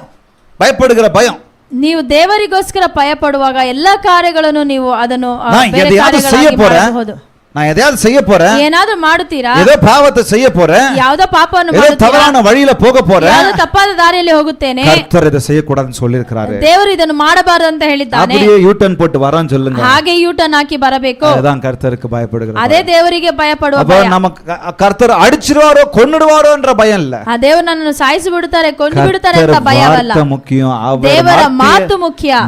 வார்த்தையை மீறி நான் எதையும் செய்யக்கூடாது. ದೇವರ ಮಾತನ್ನು ನಾನು ಮೀರಿ அந்த ನಾನು பயம் வந்து ಆ ಭಯವು ஓ சாமி கண்ணை குத்திரும், ದೇವರು ನನ್ನ ಕಣ್ಚುಚ್ಚುತ್ತದೆ, நைட் வந்து காலை உடைச்சிருவாரு, ದೇವರು ನನಗೆ ನೈಟ್ ಬಂದು ಕಾಲು ಮುರಿದು ಹಾಕುತ್ತಾರೆ. நம்ம என்ன நைட் ஸ்டோரி பசங்களுக்கு சொல்லுவோமே, என்ன சொல்லுவோம் அது மறந்துட்டேன், என்ன சொல்லுவோம், bed time story. Bed time story. பசங்களுக்கு இந்த மாதிரி தான் கதை சொல்லி வச்சிருக்கிறோம். ಮಕ್ಕಳಿಗೆ ಈ ರೀತಿ ಹೇಳುತ್ತೇವೆ, சாமி கண்ணை குத்திருவாரு மகன், ದೇವರನ್ನೇ ಕಣ್ಚುಚ್ತಾರೆ ಮಗ, அத பண்ணாத இத பண்ணாத, ಇದು ಮಾಡಬೇಡ ಅದು ಮಾಡಬೇಡ, ದೇವರು ಕಣ್ಚುಚ್ತಾರೆ. கொஞ்சம் மெச்சூரிட்டியா சொல்லலாம். இப்போ ಇವಾಗ ಬೇರೆ ರೀತಿ ಹೇಳಬಹುದು. அவங்க நம்மளை விட இன்னும் மெச்சூரிட்டியா இருக்கிறாங்க. ನಮಗಿಂತ ಅವರು ಬೆಳೆದಿದ್ದಾರೆ. அந்த காக்கா கதையை இன்னொரு தடவை சொன்னா, டாடி அந்த காக்கா கதை வேணா வேற கதை சொல்லு. ಕಾಗೆ ಕಥೆಯನ್ನು ಇನ್ನೊಂದ್ಸತಿ ಹೇಳಿದರೆ ಹೇಳಬೇಡ ಅಂತ ಹೇಳ್ತಾರೆ. எத்தனை தடவை அதே போட்டு என்ன அறுப்ப? ಎಷ್ಟು ಸಲ ಅದನ್ನೇ ಹೇಳುತ್ತೀಯಾ? அவ புது புது கதையா நம்மளா யோசிச்சு சொல்ல வேண்டியதா இருக்கு. ಹೊಸ ಹೊಸ ಕಥೆಯನ್ನು ನಾವು ಹೇಳಬೇಕಾಗಿದೆ. அப்போ பாருங்க, நல்லா கவனிச்சிருக்கணும். ಹಾಗಾದ್ರೆ ಚೆನ್ನಾಗಿ ಗಮನಿಸಬೇಕು. கர்த்தருக்கு பயப்படுகிற பயம், ದೇವರಿಗೆ ಭಯಪಡುವ ಭಯ, அந்த பயம் வந்து கொன்னுடுவார்ன்ற பயம் இல்ல, ரெவரன்ஸ் ஃபியர். அது ದೇವರು ನನ್ನನ್ನು ಸಾಯಿಸಿ ಬಿಡುತ್ತಾರೆ ಅಂತ ಭಯ ಅಲ್ಲ, மரியாதைக்குரிய பயம். ಆತನ ಮೇಲೆ ಮರ್ಯಾದೆಯಿಂದ அதுக்கு தான் நம்ம ಭಯಪಡಬೇಕು. பேருக்கு முன்னாடி ரெவரன்ஸ்னு போடுறதுக்கு எனக்கு தயக்கம். ಅದರಿಂದನೇ ನನ್ನ ಹೆಸರ ಮುಂದೆ ನಾನು ರೆವರೆಂಟ್ ஏன்னா எல்லா ரெவரன்ஸுக்கும் அவர் மாத்திரம் தான் உரியவர். ಯಾಕಂದ್ರೆ ಎಲ್ಲ ಮರ್ಯಾದೆಗೆ உரியவர் அவர் மாத்திரம் தான். ಎಲ್ಲ ಘನತೆಗೆ நான் வந்து reverend CJ Rajesh, reverend master pastor Rajesh அப்படின்னு நான் போட்டுக்கிட்டேன்னா, ರೆವರೆಂಟ್ ಪಾಸ್ಟರ್ ರಾಜೇಶ್ ಅಂತ ಹಾಕೊಂಡ್ರೆ, என் டாக்டர் எல்லாம் பண்ண மாட்டீங்களோ ಡಾಕ್ಟರ್ அப்படின்னு நான் போட்டுக்கிட்டேன்னா, ಆ ರೀತಿ ನಾನು ಹಾಕಿದರೆ அவருக்கு ஈடா என்ன நான் செஞ்சுட்டேன், என்னத்துக்கு நான் அதை போடணும்? ಆತನಿಗಿಂತ ಏನು ದೊಡ್ಡ ಕಾರ್ಯ ನಾನು ಮಾಡಿಬಿಟ್ಟಿದ್ದೇನೆ. அதெல்லாம் எனக்கு அந்த ரெவரன்ஸ் வந்து அவருக்கு மாத்திரம் உரியது. ಆ ರೆವರೆನ್ಸ್ ಆತನಿಗೊಬ್ಬನಿಗೆ ಅದು. ஒரு காலத்துல நீயும் போடுவப்பான்னு மைண்டுக்குள்ள ஓடிக்கிட்டு இருக்குது. ಒಂದು ದಿನ ನೀನು ಆಗ್ತೀಯಪ್ಪ ಅಂತ ನಿಮ್ಮ ಮೈಂಡ್ ಅಲ್ಲಿ ಇದೆ. எங்க அம்மா தான் முதல்ல கை தூக்குறாங்க. ನಮ್ಮ ಅಮ್ಮನೇ ಅದನ್ನ ನೋಡ್ತಾ ಇದ್ದಾರೆ. அதை வாங்கினாதான் கல்யாணம் நடத்தணும்னு சொல்றாங்க, அதனால அதை வாங்கி தான் ஆகணும். ಅದನ್ನು ತೆಗೆದುಕೊಂಡರೆ ಮಾತ್ರನೇ ನಾನು ಮದುವೆ ಮಾಡುವ ಕಾರ್ಯಗಳನ್ನ ಮದುವೆ ನಡೆಸಲು ಸಾಧ್ಯ. ಆದ್ರೆ ಅದು ಹಾಕಬೇಕಂತ ಅದಕ್ಕೆ ಅವಶ್ಯಕತೆ ಇಲ್ಲ. கர்த்தர் கொடுக்கிறதுங்க எல்லாம் தேவರಿಗೆ ಕೊಡಬೇಕು. ஹல்லேலூயா ஹல்லேலூயா. அவருக்கு பயப்படுகிற பயம் அந்த மரியாதைக்குரிய பயமா இருக்கணும். தேவರಿಗೆ ಭಯಪಡುವ ಭಯ ಅದು ಮರ್ಯಾದೆಯಿಂದ ಭಯಪಡುವ ಕಾರ್ಯವಾಗಿದೆ. இவ்வளவுலாம் பேசுறோம், ಇಷ್ಟೆಲ್ಲ ಮಾತಾಡುತ್ತೇವೆ. கர்த்தருக்கு பயப்படுறதால என்ன நடக்குது? தேவರಿಗೆ ಭಯಪಡುವುದರಿಂದ ಏನು ನಡೆಯುತ್ತದೆ? என்ன நன்மை எனக்கு கொண்டு வருகிறது? ಏನು ನನಗೆ ಒಳ್ಳೆ ಕಾರ್ಯ ನಡೆದಿದೆ? நான் சீக்கிரமா போறேன், அப்படியே கவனமா டிரான்ஸ்லேட் பண்ணுங்க, அப்படியே சொல்லுங்க, டப்பு டப்புன்னு சொல்லிடணும். கர்த்தருக்கு பயப்படுகிற பயம் ஞானத்தின் ஆரம்பம். உங்களுக்கு தெரியும், தேவರಿಗೆ ಭಯಪಡುವ ಭಯ ಅದು ಜ್ಞಾನದ ಪ್ರಾರಂಭವಾಗಿದೆ. சிம்பிளா சொல்றேன், ಸಿಂಪಲ್ ಆಗಿ ಹೇಳ್ತೀನಿ. நானும் நீங்களும் கர்த்தரை ஏத்துக்கிட்டோம், ನೀವು ನಾನು ದೇವರನ್ನು ಅಂಗೀಕರಿಸಿದ್ದೇವೆ, கர்த்தரை அங்கீகரிச்சிட்டோம், ದೇವರನ್ನು ಅಂಗೀಕರಿಸಿದ್ದೇವೆ. அப்ப நிறைய பேர் நம்மளை பார்த்து ಅನೇಕರು ನಮ್ಮನ್ನು ನೋಡಿ இவங்களும் ஆண்டவருக்குள்ள போயிட்டாங்க, ಇವರು ದೇವರೊಳಗೆ ಹೋಗಿದ್ದಾರೆ, இவங்க கடவுளை ஆராதிக்கிறாங்க, ಇವರು ದೇವರನ್ನು ಆರಾಧಿಸುತ್ತಾರೆ, நம்ம என்ன பண்ணாலும் குத்தம் சொல்ல ನಾವು ஆரம்பிச்சோம், ಏನು ಹೇಳಿದರೂ ಏನಾದರೂ ಹೇಳುತ್ತಾರೆ, நம்ம என்ன செஞ்சாலும் நம்ம மேல வெறுப்பாவே இருப்பாங்க, ನಾವು ಏನು ಮಾಡಿದರೂ ನಮ್ಮ ಮೇಲೆ ಕೋಪವಾಗಿರುತ್ತಾರೆ. கடவுளுக்கு பயந்து கடவுளுக்குள்ள வந்துட்டோம்ல, ದೇವರಿಗೆ ಭಯಪಟ್ಟು ದೇವರಲ್ಲಿ ಇದ್ದೇವಲ್ಲ, அப்போ கவனமா இருக்கணும். ಆಗ ಗಮನದಿಂದ ಇರಬೇಕು. சரியான ஞானத்தை ஆரம்பிச்சிட்டுன்னு அர்த்தம். ಸರಿಯಾದ ನಾನು ಕಾರ್ಯಗಳನ್ನು ಆರಂಭಿಸಿದ್ದೇನೆ ಅಂತ ನಾನು ತಿಳಿದುಕೊಳ್ಳಬೇಕು. ஞானத்தின் ஆரம்பம் சொன்னா ದೇವರಿಗೆ ಭಯಪಡುವ ಕಾರ್ಯಗಳು ನನಗೆ ಜ್ಞಾನದ ಪ್ರಾರಂಭವಾದರೆ பயந்துட்டಲ್ಲ, அது ஞானமா அது எனக்கு அந்த ஞானம் வந்துடுச்சு. ದೇವರಿಗೆ ನಾನು ಭಯಪಟ್ಟಿರುವುದರಿಂದ ನನಗೆ இவ்வளவு உபதேசங்கள் மத்தியிலே சரியான கர்த்தரை நான் தேர்ந்தெடுத்து ಇಷ್ಟೊಂದು ಉಪದೇಶಗಳ ಮಧ್ಯದಲ್ಲಿ ಸರಿಯಾದ ದೇವರನ್ನು ನಾನು ಆಯ್ಕೆ ಮಾಡಿದ್ದೇನೆ. இவ்வளவு ஜனங்கள் மத்தியில, இவ்வளவு டினாமினேஷன்ஸ் மத்தியில, இவ்வளவு உபதேசங்கள் வேற சத்தியம் சொல்லிக்கிட்டு இருக்கிற மத்தியில சரியான தேவனை, சரியான உபதேசத்தை, சரியான சத்தியத்தை நான் தேர்ந்தெடுத்து விட்டேன் என்ற ஞானத்தின் ஆரம்பம் அது. ಈ ಲೋಕದಲ್ಲಿ ಅನೇಕ ಜನರು ಅನೇಕ ಕಾರ್ಯಗಳನ್ನು ಹೇಳುತ್ತಿರುವಾಗ ನಾನು ಅದರಲ್ಲಿ ಸರಿಯಾದ ದೇವರನ್ನು ನಾನು ಆಯ್ಕೆ ಮಾಡಿದ್ದರಿಂದ ನಾನು ಜ್ಞಾನದ ನನ್ನ ಕಾರ್ಯಗಳಲ್ಲಿ ನಾನು ಸರಿಯಾಗಿದ್ದೇನೆ ಅಂತ ತಿಳಿದುಕೊಳ್ಳಿ. ಆ ರೀತಿ ಯಾರಾದ್ರೂ ಬಂದು ಕೇಳಿದರೆ நீங்க அத பண்றீங்க இத பண்றீங்கன்னு சொன்னா, ನೀವು ಅದು ಮಾಡ್ತೀರಾ ಇದು ಮಾಡ್ತೀರಾ ಅಂತ ಹೇಳಿದ್ರೆ நீங்க சரியான பாதையில போய்கிட்டு இருக்கீங்க, ನೀವು ಸರಿಯಾದ ಮಾರ್ಗದಲ್ಲಿ ಹೋಗ್ತಿದ್ದೀರಾ. இன்னும் அவங்க வரல, ಇನ್ನೂ ಅವರು ಬರಲಿಲ್ಲ. அவங்க சொல்றதுக்கு இவங்க சொல்றதுக்கு உங்களை ஒதுக்கி வச்சிட்டாங்கன்னா பயப்படாதீங்க. ಅದರಿಂದ ನಿಮ್ಮನ್ನು ಅವರು ತಳ್ಳಿಟ್ಟಿದ್ದಾರೆ, ನೀವು ಅದ ಕುರಿತು ಚಿಂತೆ அதுக்காக ಮಾಡಬೇಡಿ. இந்த ஞானத்தை தள்ளிடாதீங்க. ಅದರಿಂದ ಈ என் ಒಳ್ಳೆ மகனே, ಕಾರ್ಯವನ್ನು ನೀವು ತಳ್ಳಬೇಡಿ. நீதிமொழிகளை சொல்றார், என் மகனே நீ ஞானத்தை கற்றுக்கொள், ஞானத்தை சேர்த்துக்கோ அப்படின்னு ನೀನು சொல்றாரு. ಸೇರಿಸಿಕೊಳ್ಳು ಜ್ಞಾನವನ್ನು. ಜ್ಞಾನವನ್ನು ಸೇರಿಸಿಕೊಳ್ಳು ಅಂತ ಹೇಳುತ್ತಾರೆ. வசனம் சொல்லுகிறது ஞானமே முக்கியம். ಜ್ಞಾನವೇ ನಿನಗೆ ஞானத்தை ಮುಖ್ಯವಾಗಿದೆ. சம்பாதி. ಜ್ಞಾನವನ್ನು ಸಂಪಾದನೆ ಮಾಡು. என்னத்தை சம்பாதித்தாலும் புத்தியை சம்பாதித்துக் கொள் அப்படின்னு சொல்றாரு. ಏನು ಸಂಪಾದನೆ ಮಾಡಿದರೂ ನಿನ್ನ ಬುದ್ಧಿಯನ್ನು ಸಂಪಾದಿಸಿಕೊಳ್ಳು முத்துக்களை ಅಂತ ಹೇಳ್ತಾರೆ. பார்க்கலாம் ஞானமே நல்லதுன்னு சொல்றாரு. ಮುತ್ತುಗಳಿಗಿಂತ ಅದು ಜ್ಞಾನ ಉನ್ನತವು ಅಂತ ಹೇಳುತ್ತಾರೆ. இப்ப சொல்லலாம் ಇವಾಗ ಹೇಳೋಣ, கையில போடுற மோதத்தை பார்க்கலாம் ஞானம் நல்லது. ಕೈಯಲ್ಲಿ ಹಾಕುವ ಉಂಗುರಕ್ಕಿಂತ ದೇವರ கழுத்துல போடுற செயினை பார்க்கலாம் ஞானம் நல்லது. ಕತ್ತಿನಲ್ಲಿ ಹಾಕುವ ಚೈನಿಗಿಂತ ದೇವರ ಜ್ಞಾನ. சேர்த்து வைக்கிற தங்கங்களை பார்க்கலாம் ஞானம் நல்லது. ನೀವು ಸೇರಿಸಿಡುವ ಬಂಗಾರಕ್ಕಿಂತ ದೇವರ ಜ್ಞಾನ. சேர்த்து வைக்கிற சொத்தை பார்க்கலாம் ஞானம் நல்லது. ಸೇರಿಸಿ ಇಡುವ ನಿಮ್ಮ ஏன்னா அது என்ன ஞானம் சொல்லுங்க? ಅದು ಏನು ಜ್ಞಾನ? கர்த்தருக்கு பயப்படுகிறது ஞானம். ದೇವರಿಗೆ ಭಯಪಡುವುದೇ. ஹalleluya. கரங்களை தட்ட மாட்டீங்களா? கரಗಳನ್ನು ತಟ್ಟುವುದಿಲ್ಲವಾ? ஹalleluya. ஹalleluya. அப்போ என்ன நடக்குது? அப்படியே ஞானத்தை அறிந்து கொள்வது உன் ஆத்துமாவுக்கு இன்பமாய் இருக்கிறது. ನಿಮ್ಮ ಕಾರ್ಯಗಳನ್ನು ನೀವು ಮಾಡುವಾಗ ಅದು ನೀವು ದೇವರಿಗೆ ಅದು ಕಾರ್ಯಗಳನ್ನು ಮಾಡುವುದಾಗಿದೆ. இன்னொரு வார்த்தை சொல்லுகிறது, ஒரு காரியத்தை செய்வதற்கு ஞானமே பிரதானம். ನೀನು ಒಂದು ಕಾರ್ಯಗಳನ್ನು ಮಾಡುವುದಕ್ಕೆ ನಿನ್ನ ஞானவே அது ಪ್ರಾರಂಭವಾಗಿದೆ. அப்ப ரெண்டாவது பாயிண்ட்ல இந்த ரெண்டாவது சப் பாயிண்ட் பாருங்க.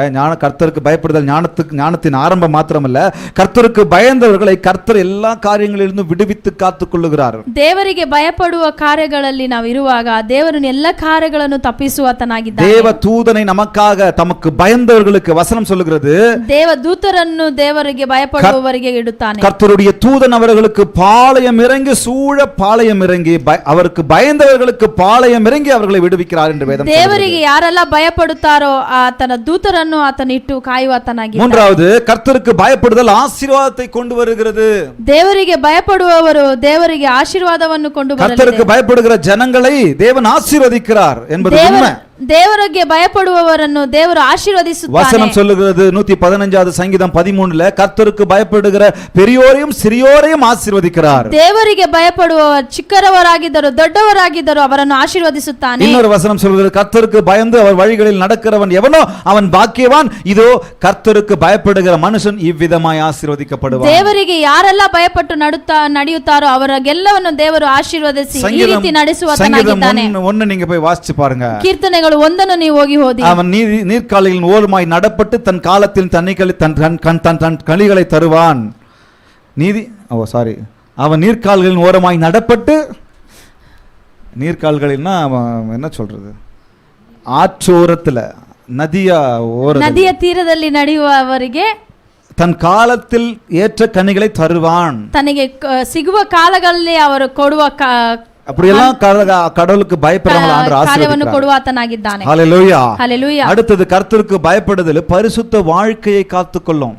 ದೇವರಿಗೆ ಭಯಪಡುವ ಕಾರ್ಯವು ನಮ್ಮ ಪರಿಶುದ್ಧತೆಯನ್ನು ಕಾಯ್ದುಕೊಳ್ಳುವುದಾಗಿದೆ. யோசேப்பை குறித்து உங்களுக்கு தெரியும். யோசேப்பನನ್ನು ಕುರಿತು ನಿಮಗೆ எவ்வளவு அழகா சொல்றான். அவனுக்கு ஒரு சோதனை வரும்பொழுது, பாவ சூழ்நிலை வரும்பொழுது அவன் சொல்றான் பாருங்க. ಎಷ್ಟು ಸುಂದರವಾಗಿ ಹೇಳುತ್ತಾರೆ, ಅವರಿಗೆ ವಿರೋಧವಾಗಿ ಪಾಪ ಕಾರ್ಯಗಳನ್ನು என்னிலும் பெரியவன் இல்லை, இந்த வீட்டில் என்னிலும் பெரியவன் இல்லை, ಈ ಮನೆಯಲ್ಲಿ ನನಗಿಂತ ದೊಡ್ಡವನು ಯಾರು ಇಲ್ಲ, நீ அவருடைய மனைவியாய் இருக்கிறபடியால் ನೀನು ಅವರಿಗೆ ಹೆಂಡತಿಯಾಗಿರುವುದರಿಂದ உன்னை தவிர வேறொன்றையும் அவர் எனக்கு விலக்கி வைக்கவில்லை,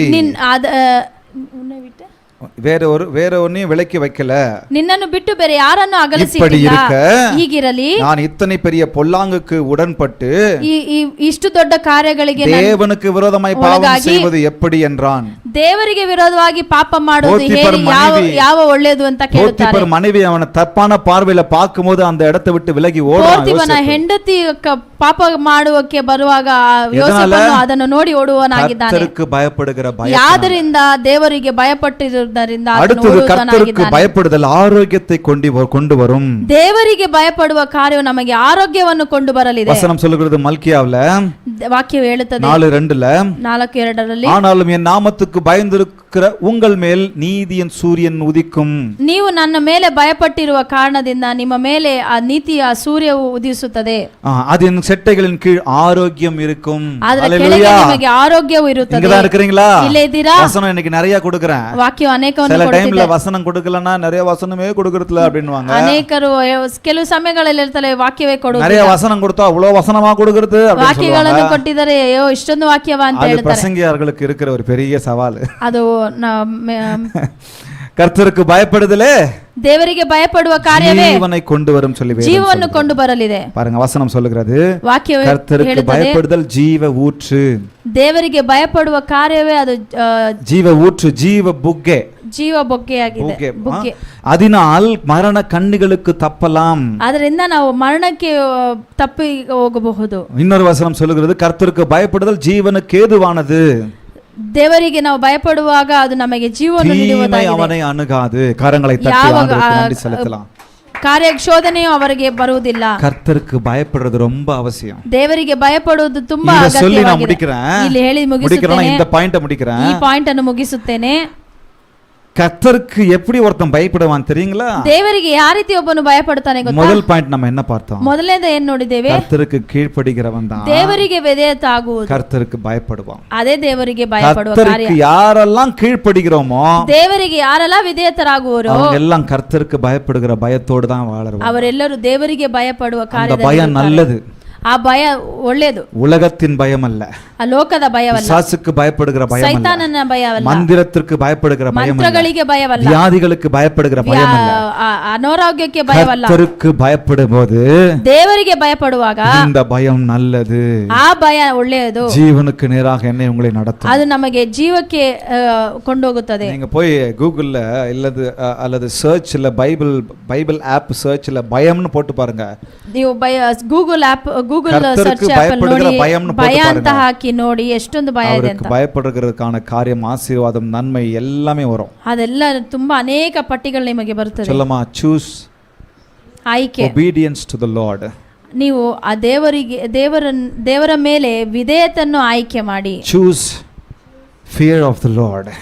ನೀವು ದೇವರ ಭಯವನ್ನು ಆಯ್ಕೆ ಮಾಡಿ. ಮೂರನೇದು choose the quiet time with the Lord.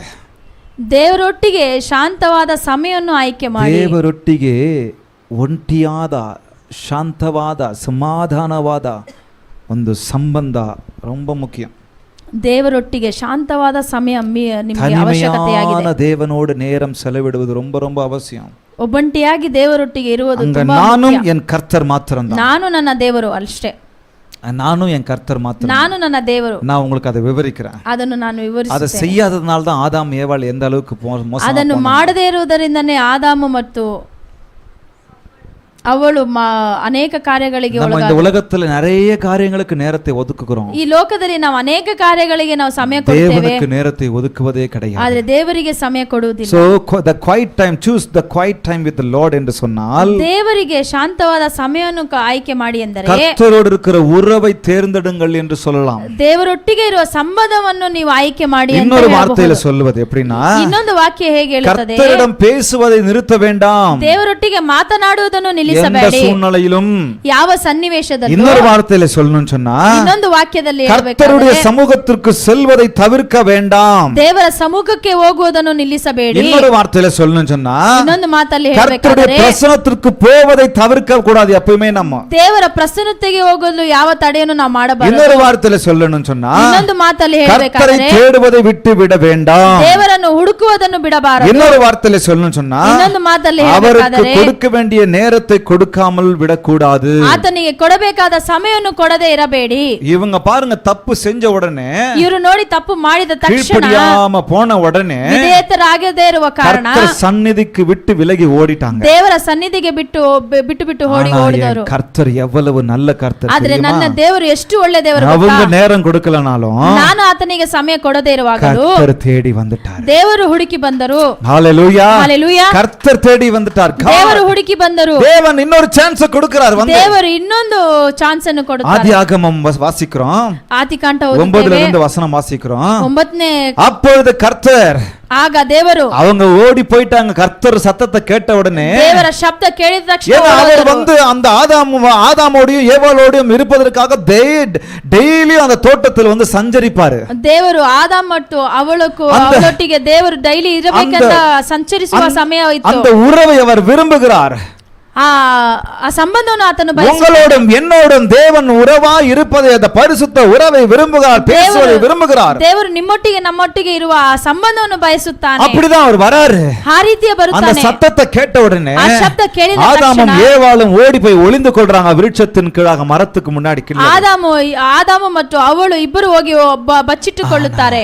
இந்த நல்ல தேவன், ಈ ಒಳ್ಳೆ ದೇವರು. அப்பொழுது ಆಗ தேவனாகிய கர்த்தர் ஆதாமை கூப்பிட்டு, ದೇವರು ஆதாமே, ಆದಾಮನೇ நீ எங்கே இருக்கிறாய்? ನೀನ್ ಎಲ್ಲಿದೀಯಾ ಅಂತ ಕರೆದ. அல்லேலூயா, அல்லேலೂಯಾ, நீ எங்க இருக்கிற? ನೀನ್ ಎಲ್ಲಿದೀಯಾ? ஆதாம் கொஞ்சம் உண்மையை சொல்றான். ಆದಾಮ நான் தேவரீருடைய சத்தத்தை தோட்டத்தில் கேட்டு, ತಂದೆಯೇ ನೀವು ಬರುವ ಶಬ್ದವನ್ನು ಕೇಳಿ நான் நிர்வாணியா இருப்பதனால் பயந்து ஒளிந்து கொண்டேன், ஒளித்து கொண்டேன். ನಾನು ವಸ್ತ್ರವಿಲ್ಲದೆ ಇರುವ ಕಾರ್ಯವನ್ನು ನಾನು ಅರಿತುಕೊಂಡು ಹೋಗಿ ಬಚ್ಚಿಟ್ಟುಕೊಂಡೆ. ஆண்டவர் பார்த்து கேக்குறாரு, ಆಗ ದೇವರು ನೋಡಿ ಕೇಳುತ್ತಾನೆ, இவ்வளவு நாள் தெரியலையாப்பா நீ நிர்வாணி என்று? ಇಷ್ಟು ದಿನ ನಿನಗೆ ಗೊತ್ತಿಲ್ಲವಾ ನೀನು அதை உனக்கு அறிவித்தவன் யார் என்று சொல்லுகிறார் ಅಂತ ನಿನಗೆ ಯಾರು ಹೇಳಿದರು? புசிக்க வேண்டாம் என்று நான் உனக்கு விலக்கின விருட்சத்தை கனியை புசித்தாயோ?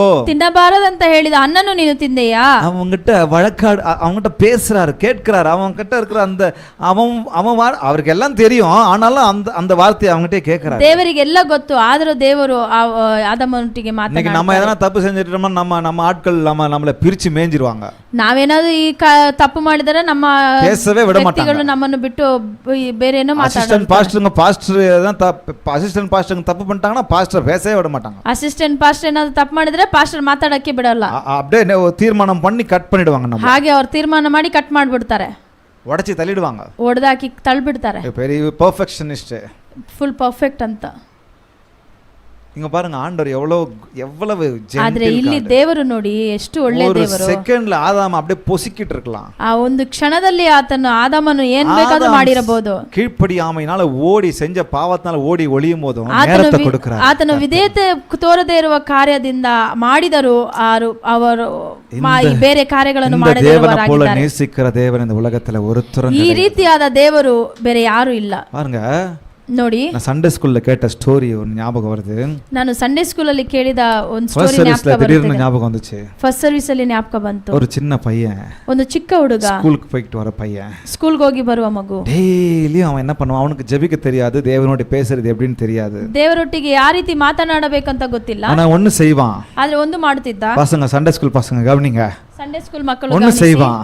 ಒಂದು ಮಾಡುತ್ತಿದ್ದ. ಡೈಲಿ அவன் ஸ்கூல் விட்டு வரும்போது ಡೈಲಿ ಆತನು ಸ್ಕೂಲಿಂದ ಬರುವಾಗ ஒரு சர்ச் இருக்கும், ಒಂದು ಚರ್ಚ್ ಇರ್ತಾ ಇತ್ತು. அந்த சர்ச்ல போயிட்டு ಆ ಸಭೆಯಲ್ಲಿ ಹೋಗಿ ஒரே ஒரு வார்த்தை சொல்லுவான். ಒಂದೇ ಒಂದು ಮಾತು ಹೇಳುತ್ತಿದ್ದ, ஜீசஸ் நான் ஜான் வந்திருக்கிறேன், ಜೀಸಸ್ ಜಾನ್ ಬಂದಿದ್ದೇನೆ. அப்படியே போய்டுவான். ಹಾಗೆ ಓಡೋಗ, வேற எதுவும் பேச மாட்டான். ಬೇರೆ ಏನು ಮಾತನಾಡುತ್ತಿಲ್ಲ. இன்னொரு நாள் வருவான், ಮತ್ತೆ ಇನ್ನೊಂದು ದಿವಸ ಬರ್ತಿದ್ದ, ஜீசஸ் நான் ஜான் வந்திருக்கிறேன், ಯೇಸುವೆ ಜಾನ್ ಬಂದಿದ್ದೇನೆ, போய்டுவான். ಹೋಗುತ್ತಿದ್ದ. இன்னொரு நாள் வருவான், ಇನ್ನೊಂದು ದಿವಸ ಬರ್ತಾ ಇದ್ದ. ஒவ்வொரு நாளும் வந்துட்டு ಒಂದೊಂದು ದಿವಸವು ಬಂದು ஜீசஸ் ನಾನು ಜಾನ್ ಬಂದಿದ್ದೇನೆ போய்டுவான். ಓಡಿ ಹೋಗುತ್ತಿದ್ದ. ஏசப்பா அதெல்லாம் கவனிச்சிருந்திருக்காரு. ಜೀಸಸ್ ಅದೆಲ್ಲ ಗಮನಿಸಿದ್ದರು. ஒரு நாள் வரல, ಒಂದು ದಿನ ಬರಲಿಲ್ಲ. அவருக்கு தெரியுது, ಅವರಿಗೆ ಗೊತ್ತಾಯ್ತು அவனுக்கு ஒரு பெரிய பிரச்சனை. ಅವ್ರನ್ನ ದೊಡ್ಡ ஹாஸ்பிட்டல்ல ஒரு இருட்டு அறையில அவனை போட்டுருக்காங்க. ಅವನಿಗೆ ಅನಾರೋಗ್ಯ ಉಂಟಾಯಿತು. ஆண்டவர் போறாரு, ದೇವರು ಹೋಗುತ್ತಾರೆ, ஜான் நான் ஜீசஸ் வந்திருக்கிறேன். ಅಲ್ಲಿ ಹೋಗಿ ಜಾನ್ ನಾನು ಜೀಸಸ್ ಬಂದಿದ್ದೇನೆ ಅಂತ ಹೇಳಿದರು. பெரிய தேவன், ಎಷ್ಟು ಒಳ್ಳೆ ದೇವರು ನೋಡಿ. அந்த சின்ன ஜெபத்தையும் ஆண்டவர் கேட்கிறார். ಆ ಚಿಕ್ಕ நான் ஜீசஸ் வந்திருக்கிறேன், ಜಾನ್ ನಾನು ಜೀಸಸ್ ಬಂದಿದ್ದೇನೆ. அப்ப இந்த உறவை ஆண்டவர் விரும்புகிறார். ಆ ಸಂಬಂಧವನ್ನು ದೇವರು கர்த்தரோடு பேசுகிற அந்த சிறு வார்த்தையை ஆண்டவர் விரும்புகிறார். ಆ ಚಿಕ್ಕ ಮಾತು ದೇವರು ಬಯಸುತ್ತಾರೆ. தேவருக்கு நேரத்தை கொடுங்க, ದೇವರಿಗೆ ಸಮಯವನ್ನು ಕೊಡಿ. எந்த சூழ்நிலையிலும் நேரத்தை கொடுங்க. ಯಾವ ಸನ್ನಿವೇಶದಲ್ಲಿ பாவம் செஞ்சிட்டு அதனால நான் போக மாட்டேன் போகாம இருக்காதீங்க. ಪಾಪ ಮಾಡಿದ್ದೇನೆ ನಾನು ಹೋಗುದಿಲ್ಲ ಅಂತ ಹೇಳಬೇಡಿ. கீழ்ப்படியாம போயிட்டு அதனால நான் போக மாட்டேன் கர்த்தர் என்ன நினைச்சுக்குவாருன்னு சொல்லி போகாம இருக்காதீங்க. ವಿಧೇಯತೆ ಆಗಲಿಲ್ಲ ನಾನು ಹೋಗುದಿಲ್ಲ ಅಂತ ಅನ್ನಿಕೊಳ್ಳಬೇಡಿ. கர்த்தர் உங்களை என்னை ஒதுக்குகிற தேவன் அல்ல. ದೇವರು ನಮ್ಮನ್ನು ದೂರ ತಳ್ಳುವವರಲ್ಲ. நீங்க போய் அப்பா நான் திருந்திட்டேன்ப்பா என்ன மன்னிச்சிடுங்கப்பா நான் இதை செஞ்சிட்டேன்ப்பான்னு சொன்னா போதும். ಯಾವ ಸನ್ನಿವೇಶದಲ್ಲೂ ನೀವು ಹೋಗಿ ದೇವರ ಹತ್ರ ಹೇಳಿದರೆ சாக்கு, சேர்த்து அணைத்துக் கொள்வார். ಆತನು ನಿಮ್ಮನ್ನು சரியாயிடும்பா சரியாயிடும் நான் உனக்கு பலனை கொடுக்கிறேன் சரியாயிடும் அப்படின்னு சொல்லி சேர்த்துக் கொள்ளுகிற தேவன் அவர். ಸೇರಿಸಿಕೊಳ್ಳುವ ಆತನು ಅವನಾಗಿದ್ದಾನೆ. ஆதாமுக்கு போய் நேரத்தை கொடுக்கிறாரு. ಈ ಆದಾಮಿಗೆ ಆ ಸಮಯವನ್ನು ಕೊಡುತ್ತಾರೆ, டைம் கொடுக்கிறாரு, ಸಮಯವನ್ನು ಕೊಡುತ್ತಾರೆ. அவன் ಕ್ವೈಟ್ டைம் கொடுக்கல, ಅವನು ಆ ಶಾಂತವಾದ ಸಮಯವನ್ನು ಕೊಡಲಿಲ್ಲ, தனிமையான நேரத்தை கொடுக்கல. ಆತನು ಸಮಯವನ್ನು ಕೊಡಲಿಲ್ಲ. பரவாயிಲ್ಲ நான் கொடுக்கிற நேரத்தை ಪರವಾಗಿಲ್ಲ ನಾನು ಕೊಡುತ್ತೇನೆ, நான் வரேன், ನಾನು ಬರುತ್ತೇನೆ ஓடி வராரு ಅಂತ ಹೇಳಿ ಓಡಿ ಬರುತ್ತಾರೆ. சொல்றாரு அதற்கு ஆதாம் என்னுடன் இருக்கும்படி அவர் சொல்லும்போது சொல்றாரு. ಅವರು ಹೇಳುವಾಗ ಹೇಳುತ್ತಾರೆ, பேசும்போது அவன் நியாயத்தை சொல்றாப்ல, ಆತನ ನ್ಯಾಯವನ್ನು ಹೇಳುತ್ತಾರೆ. அதையும் ஆண்டவர் கேட்டு சகிச்சுக்கிட்டு இருக்கிறார். ಅದನ್ನು ದೇವರು ಕೇಳುವರಾಗಿದ್ದಾರೆ. நீர் எனக்கு கொடுத்தீர தேவரீர் தந்த ஸ்திரீயானவள் விருட்சத்தின் கனியை எனக்கு ನೀನು ಕೊಟ್ಟಿದ ಹೆಂಡತಿ ಮಾಡಿದ ಕಾರ್ಯ ಅಂತ ಹೇಳಿದರು. அவளை கொடுத்தீங்கல்ல நீங்க, ನೀವು ಅವಳನ್ನು ಕೊಟ್ಟಿದ್ರಲ್ಲ, அவ கொடுத்ததுனால தான் நான் ಅವಳು ಕೊಟ್ಟಿದ್ದರಿಂದ ನಾನು ತಿಂದೆ. இன்னைக்கு இப்படிதான் நம்ம நிறைய செய்றோம். ಈ ರೀತಿ ನಾವು ಮಾಡುತ್ತೇವೆ. ஸ்கூல் பசங்க காலேஜ் பசங்க எல்லாம் கவனிங்க. ಸ್ಕೂಲ್ ಮಕ್ಕಳು ಕಾಲೇಜ್ நீங்க கொடுத்தீங்களே என் ஃப்ரெண்ட், ನೀವು ಕೊಟ್ಟಿದ್ರಲ್ಲ ನನಗೆ அவன் 2 பஃப் கொடுத்தான், அதான் நான் இழுத்தேன். ಕೊಟ್ಟಿದ್ದರಿಂದ 2 ಪಫ್ 2 ಪಫ್ ಅನ್ನು 2 டம்ளர்ல பெக் கொடுத்தான், 2 ಸಿಪ್ தான் அடிச்சேன். 2 ಸಿಪ್ಪು ಮಾತ್ರ ತಗೊಂಡೆ. நீர் கொடுத்தீரே என் நண்பன், ನೀವು ಕೊಟ್ಟಿದ್ದ ನನಗೆ நீர் கொடுத்தீரே என் உறவு, ನೀವು ಕೊಟ್ಟಿದ್ದ நீர் ಸಂಬಂಧ, கொடுத்தீரே அவங்க, ನೀವು ಕೊಟ್ಟಿದ್ದ ಅವರು, அவங்க சொன்னதனால செஞ்சிட்டேன். ಅವರು ಕೇಳಿದಿಂದ ಮಾಡಿದೆ. இவ்வளவு உஷாரா பதில் சொல்றேன். ಎಷ್ಟು ಹುಷಾರಾಗಿ ಉತ್ತರ ಹೇಳ್ತಾರೆ ನೋಡಿ. கீழ்ப்படியலனா, ವಿಧೇಯರಾಗದಿದ್ದರೆ, பயப்படலனா, ದೇವರಿಗೆ ಭಯ ಪಡದಿದ್ದರೆ, ದೇವರಿಗೆ ಸಮಯ ಕೊಡದಿದ್ದರೆ, இன்னொருத்தர் மேல நம்ம செய்யறதெல்லாம் அவங்களையும் எடுத்துக்குவோம். ಈ ರೀತಿ ನಾವು ಮಾಡುವ ಕಾರ್ಯ ಎಲ್ಲ ಇನ್ನೊಬ್ಬರ ಮೇಲೆ ಹಾಕುತ್ತೇವೆ. உனக்கு எங்க போச்சு புத்தி?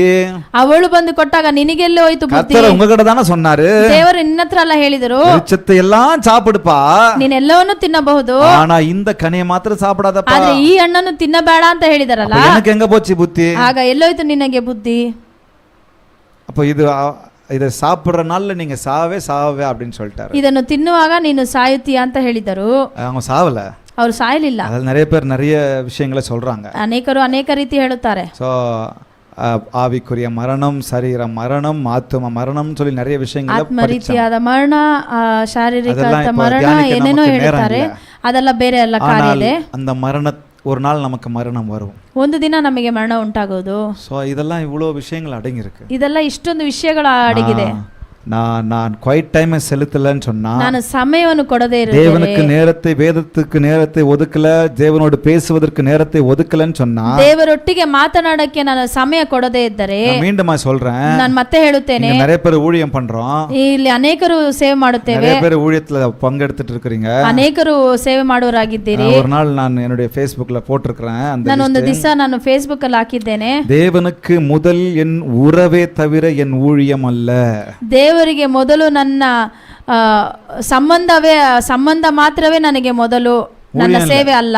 நான் ஊழியம் செய்யறேன்னு சொல்லிட்டு உறவே இல்லாம ஊழியம் செய்யக்கூடாது. ನಾನು ಸೇವೆ ಮಾಡುತ್ತೇನೆ ಅಂತ ನನಗೆ ಸಂಬಂಧವೇ ಇಲ್ಲದಿದ್ದರೆ ಅದು ಮಾಡಲು ಅಸಾಧ್ಯ. எப்படி சுத்திக்கிட்டு இருக்கோம்? ಯಾವ ರೀತಿ ಮಾಡುತ್ತಿದ್ದೇವೆ? ಸಂಡೇ ಆனா ஊழியம் பண்றேன், ಸಂಡೇ ಆದ್ರೆ ನಾನು ಸೇವೆ ಮಾಡ್ತೇನೆ, ஊழியம் பண்றேன், ಸಮಯ ಸಿಕ್ಕಿದರೆ ಸೇವೆ ಮಾಡ್ತೇನೆ, ತೊಡಕறேன், ಗುಡಿಸ್ತೀನಿ, ಓಡಿಸ್ತೀನಿ, ಆಡ್ತೀನಿ,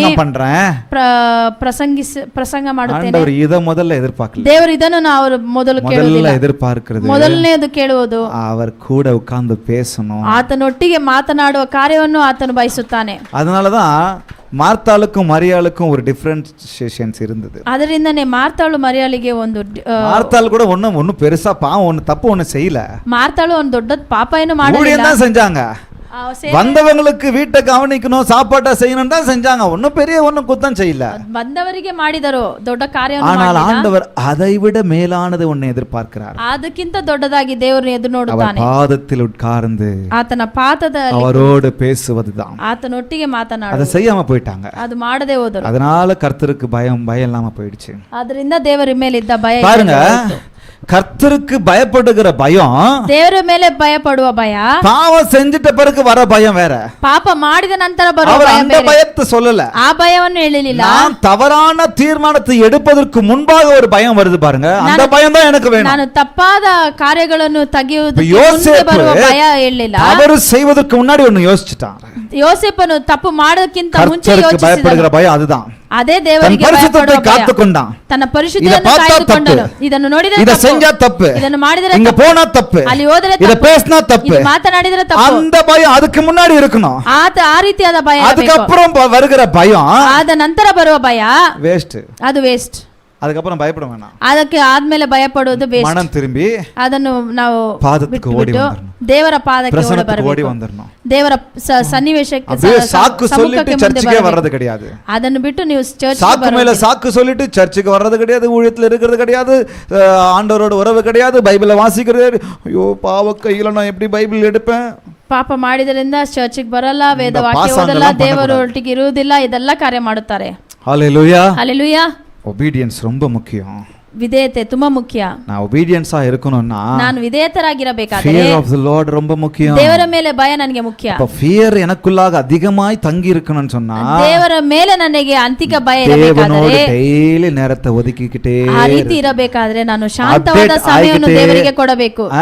நம்ம ಮೊಬೈಲ್ எத்தனை வெர்ஷன்லாம் அப்டேட் ஆகுது 17.6.1.10 வருதுல்ல ಮೊಬೈಲ್ ಎಲ್ಲ ಎಷ್ಟೊಂದು ವರ್ಷನ್ಗಳು ಬರ್ತಾ ಇದೆ. அந்த மாதிரி ಆ ರೀತಿ நம்ம ஆண்டவர் சமூகத்துல போய் என்னையும் உங்களையும் அப்டேட் பண்ணிக்கிட்டே இருக்கணும். ಆ ರೀತಿಯೇ ನಾವು ದೇವರ ಬಳಿ ಹೋಗಿ ನಿಮ್ಮನ್ನು ಅಪ್ಡೇಟ್ ಮಾಡಿಕೊಳ್ಳಬೇಕು, ಚಾರ್ಜ್ ಮಾಡ್ತಾಲೇ ಇರಬೇಕು. சபைக்கு வர்றதை விட்டுடக்கூடாது, ಸಭೆಗೆ ಬರುವುದನ್ನು ಬಿಡಬಾರದು, பிரசன்னத்துக்கு போறதை விட்டுடக்கூடாது, ಆತನ ಪ್ರಸನ್ನತೆಗೆ ಹೋಗೋದು ಬಿಡಬಾರದು. இன்னைக்கு நிறைய பேர் சபைக்கு போகிறதே போக கூடாதுன்ற மாதிரி எல்லாம் பேசிக்கிட்டு இருக்காங்க. ಅನೇಕರು ಚರ್ಚ್ಗೆ ಹೋಗಬಾರದಂತ ಮಾತನಾಡುತ್ತಿದ್ದಾರೆ. உலகம் எங்க போய் முடிய போகுது, ಲೋಕ ಎಲ್ಲೋಗ್ತಾ ಇದೆ ಅಂತ ಗೊತ್ತಿಲ್ಲ. ஆண்டவர் ஏற்படுத்தினார், ದೇವರು ಉಂಟು ಮಾಡಿದ್ದಾರೆ. சபை என்பது கட்டிடம் அல்ல, உண்மைதான்.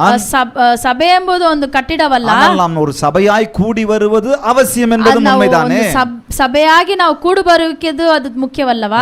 சபையிலே கர்த்தர் அனுதினமும் சபையிலே ரட்சிக்கப்பட்டவர்களை கர்த்தர் அனுதினம் சபையிலே சேர்த்து கொண்டு வந்தார். ರಕ್ಷಣೆ ಹೊಂದಿದವರನ್ನು ಎಲ್ಲರನ್ನು ಕರೆತಂದು ಸಭೆಯಲ್ಲಿ ಸೇರಿಸಿದನು. அப்ப சபையில இருக்கும்போது ஆண்டவரோட உறவில் இருக்கும்போது இதெல்லாமே அவசியமா இருக்கு. எனக்கு ದೇವರೊಟ್ಟಿಗೆ ಇರುವಾಗ ಸಭೆ ತುಂಬಾ ಮುಖ್ಯವಾಗಿದೆ. கர்த்தர் எனக்கும் உங்களுக்கும் எதை தேர்ந்தெடுத்து வச்சிருக்காரு? ದೇವರು ನಿಮಗೆ ನಮಗೆ ಏನನ್ನು ಆರಿಸಿಟ್ಟಿದ್ದಾನೆ? எனக்கு முன்னாடி நிறைய வச்சிட்டாரு சாய்ஸஸ். ನನಗೆ ಮುಂದೆ ಅನೇಕ ಆರಿಸಿಕೊಳ್ಳುವ ಕಾರ್ಯಗಳನ್ನು ಇಟ್ಟಿದ್ದಾನೆ.